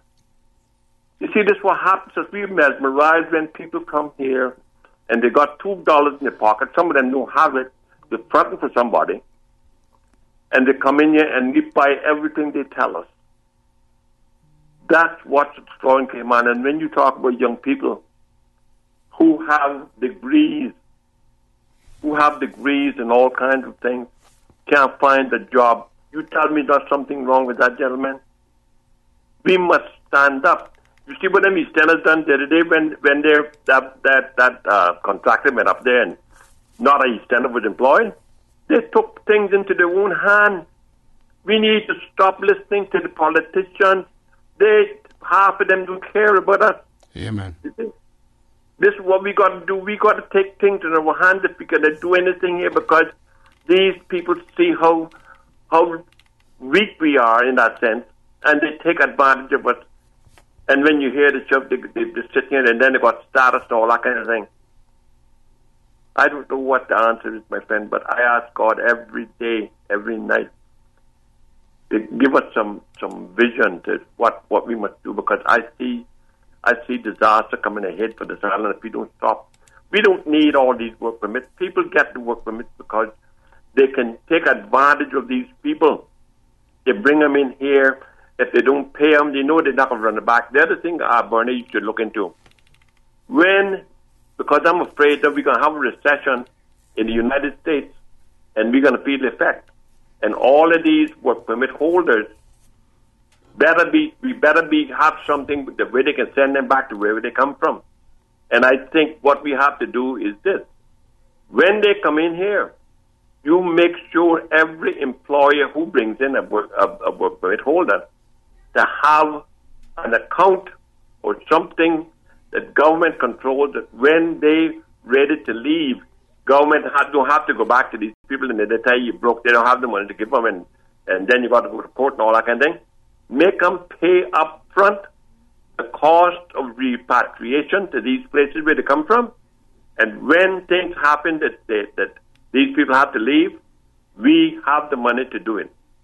If you look into that, Bernie, that would be the best thing you could do, because I foresee if we get a recession, what's going to happen in Cayman with all these expatriates from every place in the world, and we're going to be stuck with them. All right. Hey, thanks, man. And another thing I've learned from my people out there is that when they're working in these establishments and times get slow, do you know who's given less work hours? The Caymanians. And justification for that? Are we even told? Mr. Bernie, we've got one more call. Hey, good afternoon. Welcome. You want to talk today? Yeah, Happy New Year to you, Sterling and Bernie. Happy New Year, man. Sir. How are you? See me anymore. You too, sir. Like, you mean to tell me that Cayman International? Now, I'm from overseas, and the first job that I ever had, or to get experience in Grand Cayman, when I go back home, I can say, well, yeah, I have international experience. I worked in Cayman Islands, and them people just grab them up and say, okay, well, your sister manager, vice versa. I can't believe it. Huh? Yep. I can't believe it. I mean, we're not international. If I'm a Caymanian and I'm working here in Grand Cayman, I have to go away to get experience to learn the job, to be a lawyer or assistant manager or computer analyst or whatever the hell it may be, or waiter. I mean, then they go back to their country. They accept it. Yeah, when you work in Grand Cayman, okay, well, that's international. I have to go away to the United States. That's not right. You come back here like what your guys are saying, and if you can't get a job, can't even get a job. Even if they were working overseas, you understand? Mm-hmm. Even if they were working overseas and you come back and you come on, yeah, then we make you know that is left on fire, right? That's left on fire. I told the guys like one woman said a couple weeks ago, which I knew that from the people knew that from years ago. Long story short, Bernie, you got a bad situation here in West Bay, you know. Very bad situation with the drivers, you know. You see, you got some of those young Cayman drivers as well doing it, following these other expats with their nasty driving, you know. You see, if you're riding a bicycle or walking, that's not going to give you no chance now to and he won't make that left turn. He's not going to give you no chance to go cross and then make that behind you, you know. He will try to get in front of you while you're riding your bicycle and then turn in front of you. And you got to break your neck trying to avoid hitting him. You praying that he don't hit you. True. I mean, I'm what you're saying, but they even go around in the kitchen at night. You got one brake light or no lights. I seen him drive a couple minutes ago. Up to last night, rather. No lights on burning. No lights on. One tail light, one headlight. No headlights or no lights at all. But and flying sometime and I'm burning. Right here on Hell Road, you know. Fountain Road, you know. It's like they forgot. It's like they forgot how poor Tira get killed down there. So all now we don't hear nothing about that. Man, I tell you, man. Look here, you go, Mount Pleasant. That's 27th Avenue up in Miami. You understand me? That's 27th up in Miami. You know, like you know how they move down them places, the I-95 thing. You go, Mount Pleasant, you gotta be careful, boss. So I want you to try to get something organized with that. Okay, partner. I'll speak to the NRA. Hey, thanks, man. Thank you very much for calling, my brother. Very sure, sir. Blessings, Leo. All right, one maybe final call. Welcome. Good afternoon. Thanks for calling. Hi. Hello, everybody. Happy holidays to Bernie and Sterling and the whole crew. Happy holidays to you, ma'am. Yes. Yeah, and Bernie, I have an issue that I want to talk about, but was that gentleman just talking about the traffic by Badamanu Plaza? He's saying he named out a few different places. He didn't. So that would be one of them. We know right there has been a conjunction function for the last couple of years, and it gets worse as it gets near to holiday season and holidays and weekends and those things. So I think they're well aware of that as well. Badamanu Plaza, that spot there, you see where that little barber shop is? People coming in and out there, people coming in and out the main road, people pulling in and out across from the liquor store. Let me tell you something, somebody soon get killed there more than... That is a dangerous, dangerous, dangerous spot. But anyway, that's not really what I called about. But what that guy is going on about is totally true, and it's a shame. You know, if foreigners lived on the corner in that area, that traffic wouldn't be like that. The government would be there putting down street lights and signs and all kind of stuff. So it don't matter if we kill a few Caymanian drunkards on the side of the road that hang out on that corner. But I'm going to tell you one thing: the government needs to do something about that corner, because there's already been one woman run over there. Okay? Yes. That's a bad spot. Okay, listen to me now. You remember some years ago, we had some people camping out on Barker's Beach with little tiny children that were homeless. Yes, Remember ma'am. that? All too well. Yeah. I could call their name, but I won't call their name because I love them dearly, and I don't need to put their name on air, right? Correct. It was me and some friends of mine that drew the attention to officials and helped them get sorted out, right? Correct. So listen to me now. I know of a couple right now that the government social services is paying their rent for them up in, I think it's down or somewhere up that way, okay? They have 2 little babies, right? One cannot even walk, and the other one is like 4. All right? Yes, ma'am. The people that they were renting for didn't give them any notice, and they're on the street today, tonight. Those people have nowhere to go with those children. Okay? And it's holidays, and the rest of us are all sleeping in our beds, comfy and nice. So Cayman is coming to the point now where even known by social services, these people have been put on the street. You know what social services told them? Find a place to rent and they will pay it. Well, you know what? They can't find anywhere to rent because, number one, it's the wrong time of year to be kicked out. It's the wrong time of year to look for rental, and nobody wants to rent to anybody with 2 little babies. Okay?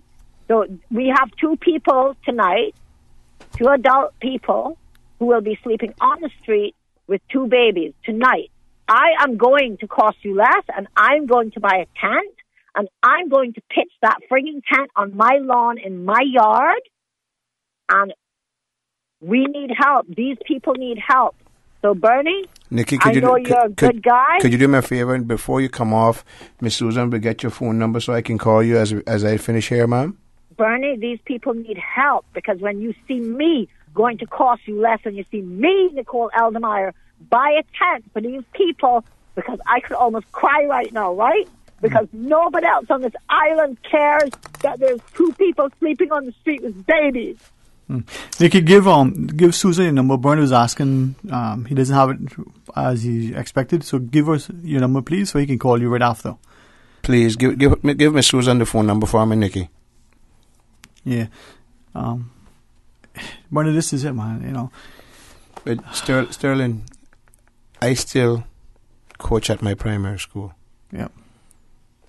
I still drop children home. I have to give thanks to 2 companies, Uncle Clem's and Foster's. The discounts they give me on chicken. There's one little child referred to me as a chicken man because I coached her big sister, but I have 2 more younger children, and she's one of the younger ones. It's nothing for me to drop off a case of chicken, 30-pound bag, 20-pound bag of rice, the snacks, I think 4 or 5 little boxes. Mm-hmm. It's gotten to a place where those people give me a decent discount. I have so many people. You drop children home. There's no electricity. And I had a mother tell me I had to choose between electricity and water. Mm-hmm. She said I thought the water was more important. And there's a lot of people, so I'm telling you. And some people come to you and said, I need this. But you help so much people, you stretch thin. And you don't want, and I am not going to do what I hear other people talk about. You know, Sterling, you imagine I had to go and carry them food. I'm not doing that to anybody, because nobody who needs help needs to feel any worse than they already feel. Yep. Right? And I remember when it was Nicole, she was 100% right. The last time when those people staying up there in the head of Barkas with the family, she gave us the information. So you have people, and yet, yeah, how much time do people like her be recognized? Because she's not political. That's one thing about her. She doesn't play politics. She doesn't kiss up around anybody. She doesn't look any favors from anybody, but she gives. Yeah. So these are the type of people that genuinely care. But you hear all you hear about is the bad ones. You don't hear about the good ones. You ever hear about the good fathers in this country? Eh? No, let's talk about that now. I know you got to push off. We'll take a break. You come back and you can wrap it for us. No problem. All right. Stay tuned, please, for Talk Today. Radio Cayman. Radio Cayman's newsroom. These are the biggest stories right now. As people prepare to ring in the new year, the annual Hope for Today Park and Ride is offering an option for those who've had too much to drink and need a ride home. Hope for Today operates a halfway house program for recovering addicts. If you need a safe ride home on New Year's Eve, you can call Brent at 928-9099 or Ivan at 547-1869. You can also call if you have any questions about how it works. In international news, Sheikh Hasina, the Prime Minister of Bangladesh, has rejected complaints that her supporters perpetuated fraud in Sunday's elections. She was speaking as her alliance won a landslide victory. Opposition supporters and media say her ballot boxes were tampered with. Hundreds of rescue workers raced bitterly cold weather in Russia's Ural Mountains today as they searched for survivors from a partially collapsed apartment building where at least 4 people died. The collapse was apparently triggered by a gas leak. Dozens of people are still missing. Russia's domestic security agency said today it has arrested a U.S. citizen on espionage charges. The Federal Security Service, or FSB, the top KGB successor agency, said Paul Whelan was detained in Moscow on Friday. The agency said in a statement today he was caught during a, quote, espionage operation, but did not provide any details. Spying charges carry a prison sentence of up to 20 years in Russia. Those are your headlines. From Radio Cayman's newsroom, I'm April Cummings. Radio Cayman, the voice of the Cayman Islands. What's happening in your community? News and information, music and more. You can find us. www.radiocayman.gov.ky. Like us on Facebook and follow us on Twitter. Radio Cayman is your choice, your voice for today's biggest news. Radio Cayman.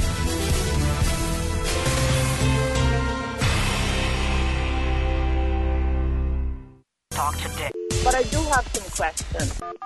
Talk today. Cayman Islands' foremost listeners' participation program. Talk today. Because there are more questions than answers. What the public is saying. Waging to take your calls right now. Sterling Dwayne Ebanks.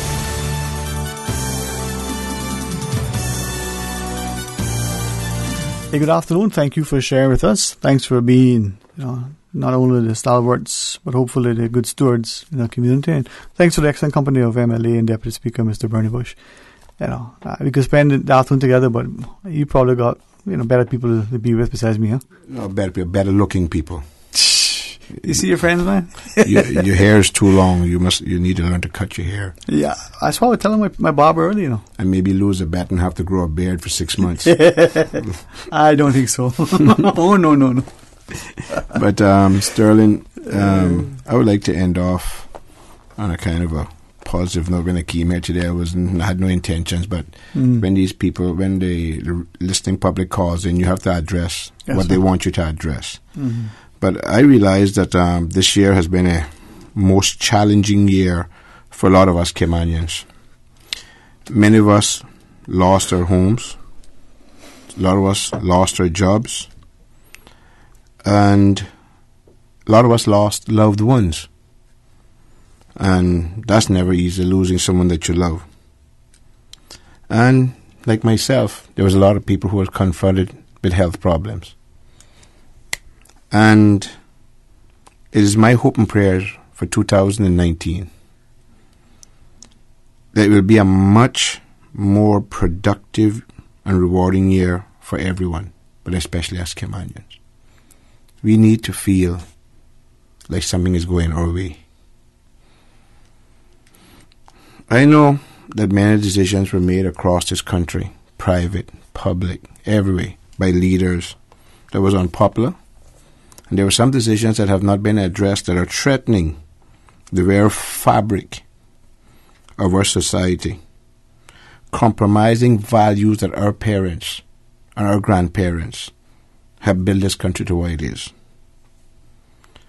Values that we stand for as a people. I will never cease to fight for those values.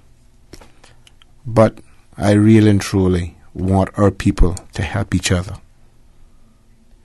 Those of you who have gotten an education, you are not better than those who did not. You are more fortunate. Some of you have adopted an attitude that you think you're better than because you got an education. You're not better. You're more fortunate.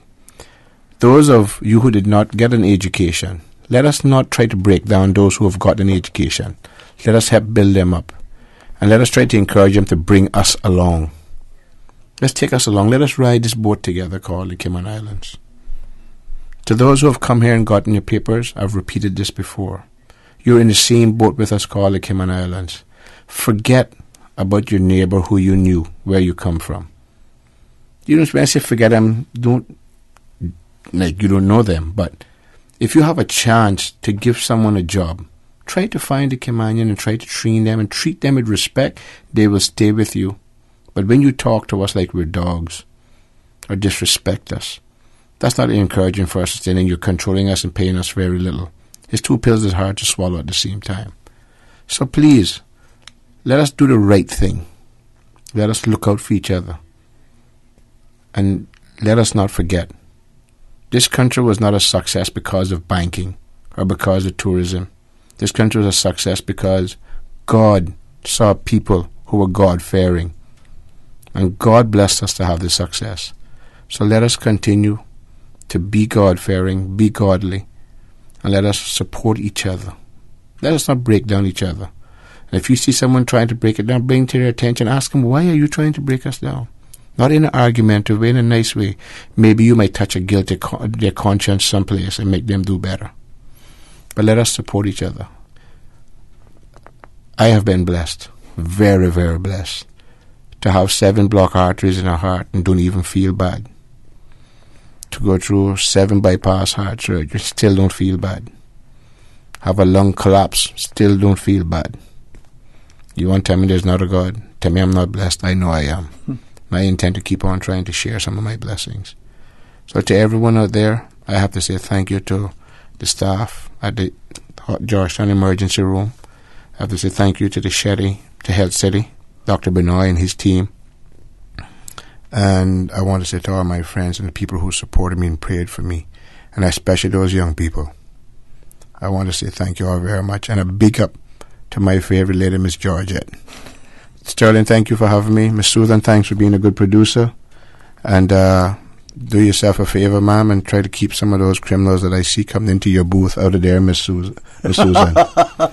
Thank you all very much. And to the public, God bless you all. Happy 2019. May health and prosperity be your companion. God bless and thank you all very much. Amen, Mr. Bernier. I hope we get a chat. And let's pause quickly. Susan, give Bernier a chance to exit and we'll chat some more. Stay tuned when we come back. Some open line.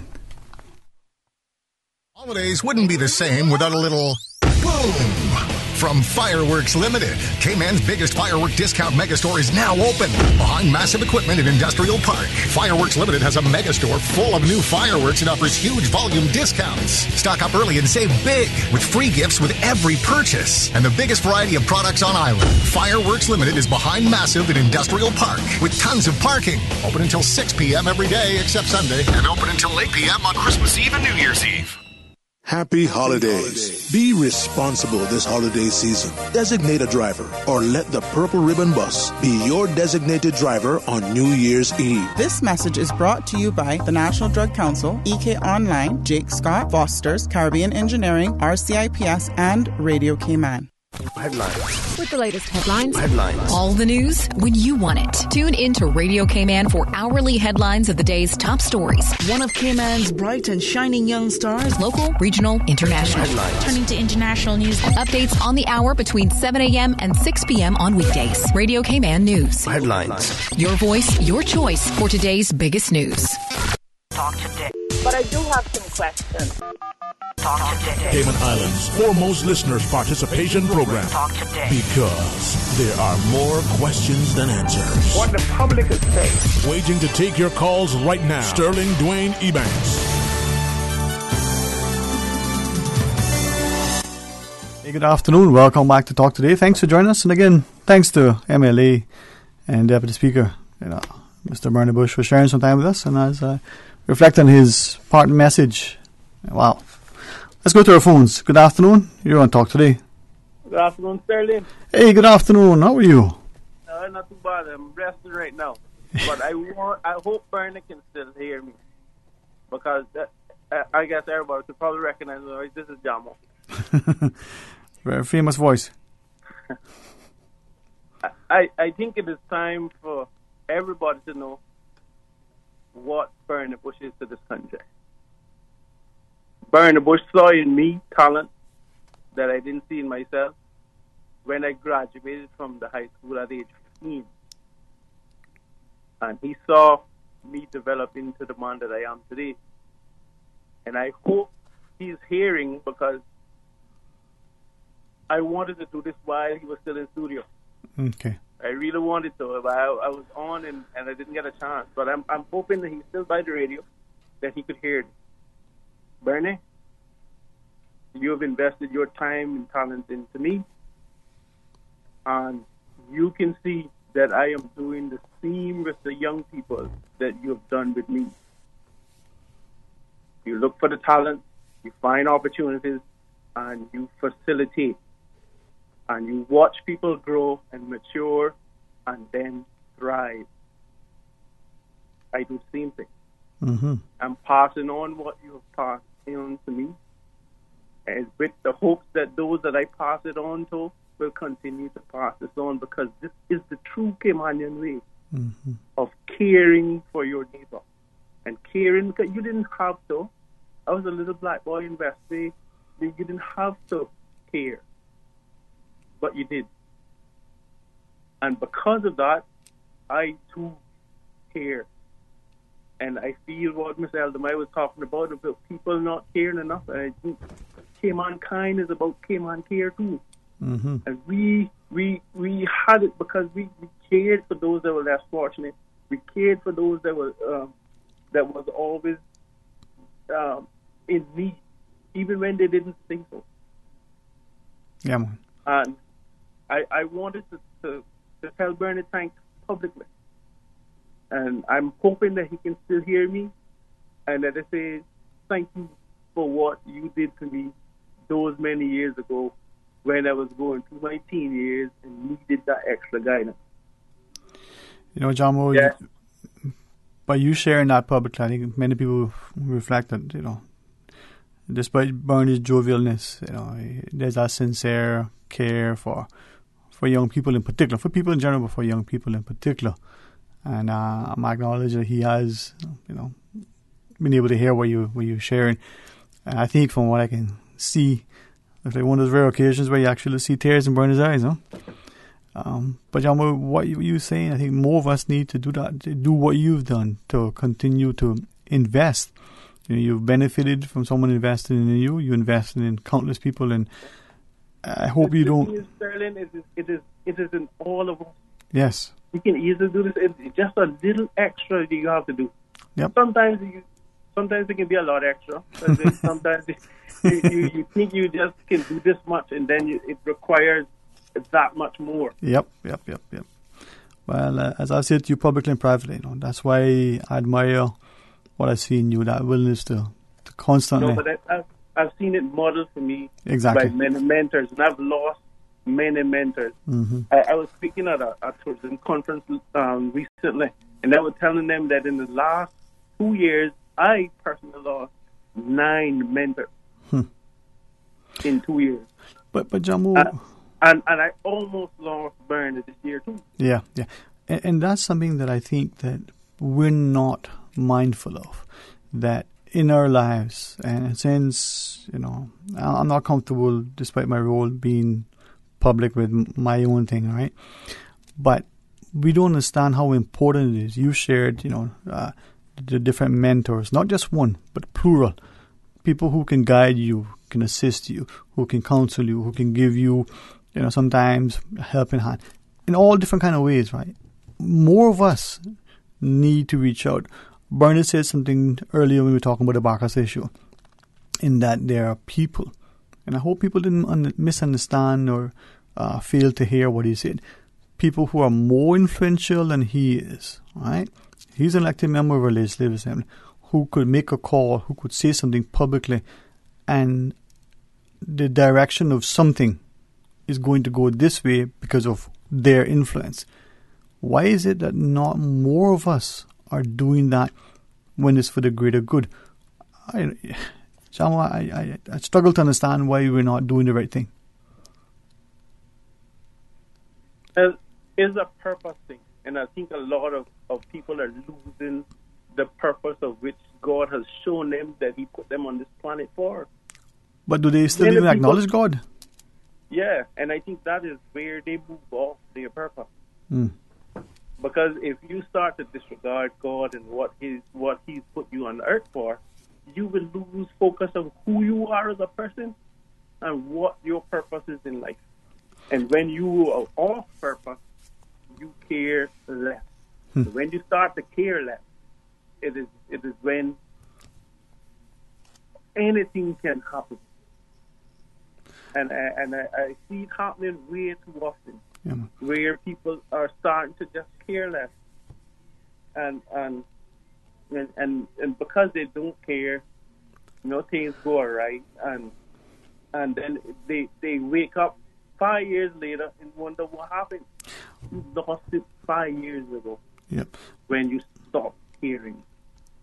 But then, because you choose to not acknowledge God and the purpose on which He put you on this planet for, you too has now lost your zeal. And I get too much calls about people who want, to end this thing and to choose an exit. And they're very young people, and it's disheartening for me. I'm like, if I pour into you, would you see value in yourself? Because, I have other young people that might be eager for me to pour into them. And I'm almost wasting this flash of wisdom if you're thinking of exiting. There's no way of repaying the society or you actually showing up in life before you die. But John, something you just shared, right? And even to that, we are so careful how we talk about it, right? And I don't think Bernie's gonna mind. Well, you know what? Many of us have those conversations privately about the calls we get and the things, the struggles that we see daily.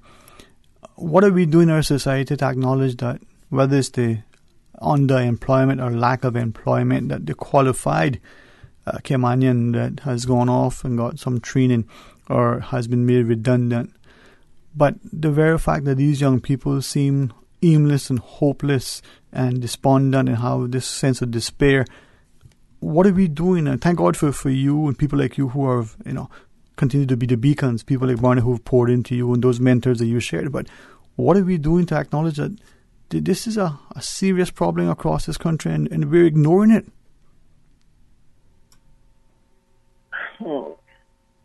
Sterling, I don't know where to start in terms of trying to encourage other people to care. Yeah. I guess this conversation that we're having now is one way of starting to make an appeal that for 2019, let's get back to caring. Yeah, man. Let's get back to looking out for those on your left and your right. Yeah. Because all this thing about your brother's keeper, when they go, you were the first one to celebrate, rest in peace and this and that. Listen, it's too late then. Too late now. The world has been robbed of the value that this person was to bring to it. Our society has been robbed of the contribution this person was supposed to make. Our society is too small for these kind of losses. We're losing young and old. Yeah. And we're not, like you said, caring enough. But I'm glad that there are people like you who care privately and publicly, who are champions privately and publicly, and who don't do it for any kind of accolades. But I'm hopeful that people will see that, if we come together, like you shared, that we can make a meaningful difference, man. And for what it's worth, I appreciate it, I recognize it. If I can be of any value to you or to your efforts or to anyone in general, you know to find me, right? I will. Yeah, and I will. Yeah, man. You keep. All the best to you, John. Very much to take my call, and I hope that Bernie got to hear what I say. If not, I'll try my best to catch up with him because. Yeah, man. Yeah, his contributions in my life meant a lot. Yeah, man. Well, I thank you for sharing that. Where it helped mold me to be the man that I am today. Yeah, man. And that I pour into not only my children, but every child that comes across my path. John Boy, you keep pouring into him, boy, and I hope you find that well never runs dry, from which you can get your strength. Blessings to you, my friend. All right. God bless. God bless, man. This is what it's about, man. Let's take one more call. Welcome. You're on Talk Today. Good afternoon, Dwayne, Miss Susan, and to all our listeners. Raymond Scott here. Good afternoon, sir. Happy New Year to you. Thank you. Happy New Year. And I would like to extend a very happy and prosperous New Year to everybody in the Cayman Islands, everyone listening to my voice, and all those who have assisted and provided work for me in any form or fashion of help and assistance that has been given to me during the year, and wishing everybody a Happy New Year repeatedly, and all the very best. Yes, sir. I know many people listen to me here on the talk shows, and I will continue to provide information, public information. I was just during the holidays, just before Christmas, being the sort of savior of the seas for a sick crew member, a lady on a yacht coming from Grand Cayman going to Cuba, and they got in that bad weather, and she got excessively seasick. Radioed in to any vessel, any station, call was received, and assistance were given, and thanks to Custom Officer Anthony and Lazary, they went out and took the rope from the boat and got them to the mooring, took the sick lady off the boat and brought her ashore. Then I transported her to the Bright Reef Hotel and got arrangements for her to be boarded there, put in there, and get off the sea. It was a severe seasickness, and her husband rode it out on the mooring, and then they sold the boat in Grand Cayman. The boat is down there now. She came down there by plane. She couldn't take it anymore on the sea. She came down by plane to Grand Cayman. He drove the boat, captained the boat back to Grand Cayman. They sold the boat, and they're going to end their sea life like that. With that boat, anyway, they were coming from Guatemala through Panama Canal and was going to Grand Cayman, going to Cuba, and never did end up there. They ended up here and unexpectedly stopped. Anyway, I just want to mention that's one of the most recent ones that I conducted and had that woman brought safely, and thank all those that have worked along with me. Cayman Brac Fire Service, all the firemen there over the years that have responded to my request, and I responded to their request, and we have a very good relationship with the Cayman Brac Fire Service and Customs and Immigration and Marine Department, getting rescue to people, whoever gets in trouble out there, and thank them all for their utmost duties, and wishing everybody a Happy New Year. Yes, sir. Well, Happy New Year to you, and thanks for your continued good work. And maybe others, in light of what you shared, and especially that, very, very compelling appeal and show of gratitude from Jamo prior, that we too will find ways that we can step in the gap and do more, to help others. Jamo talked about looking to the left and your right. And as we look to the center and we see the reflection in the mirror, that we are mindful that we can be better, that we can do better, that we are expecting better of ourselves. And as we point fingers at our politicians, if it's because they're not holding up the end of the bargain, well, are we pointing fingers at ourselves to say, well, we elected them? And so are we going to help them to get upskilled and to understand that they need to do the right thing? If not, are we going to step up as potential candidates, get actively involved in the campaigns to elect? Or are we going to accept, the handouts and the other little trappings that we believe come from the office? And before we castigate them, are we prepared to ensure that we step alongside them to move the country forward? And when they step up to say, listen, we need to move the country forward in this direction, maybe champion a particular policy or project, or, perhaps question a particular policy or project, that they're doing it not because it's politically popular, and they may, find some backlash from supporters or other benefactors or other, participants in the political arena. Are we going to stand alongside them because it's the right thing to do? Now, much easier to blame and find fault.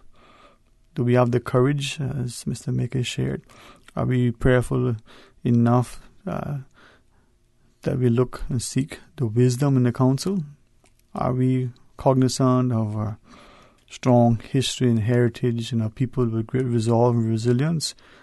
are we sufficiently, inclined to include those who come and live and walk amongst us, and to invite them along to this, nation, and to join us in being Caymanian, in developing the Cayman Islands for all of us, not just for the short-term economic benefit. Some of us have seen significant windfalls, even in light of the economic challenges that may have, transpired. But it's not just about the money. But of course, with some sort of financial wherewithal, can you buy the present, pay your bills? Can you pay the school and put food on the table? But rest assured, no amount of money can save us from, that place we all are going to end up, irrespective of what you believe comes after. Now, your vault may be the most decorated, but that's one place we all will end up at some point. So until we get there, what are we doing to make it better? And even more importantly, what legacy are we leaving behind? Not a falsified one that glorifies our actions, but one indeed that makes our families proud. Not just today, but for generations to come. Many of us out there really don't want much because we're too selfish and self-serving. But thankfully, there are more of us out there who very, very willingly, graciously, and very lovingly continue to do great things. And that, I think, is the example. So I trust that the year that has passed, as we celebrate the closure of this year in whatever form or fashion, it'll be safe. But as we look forward to what's come in this 2019, that we're going to make it a very productive one. Not just the financial windfalls that we may find, not just the health, the pursuits, but the kindness and the generosity, the graciousness, but also the sincerity as we move about trying to live and work within our community. Next year seems like a long time away, but really, it's only a matter of hours. So as this day calls our close, let's look very, very seriously about our positive contribution and the year ahead. Until then, my friends, be blessed.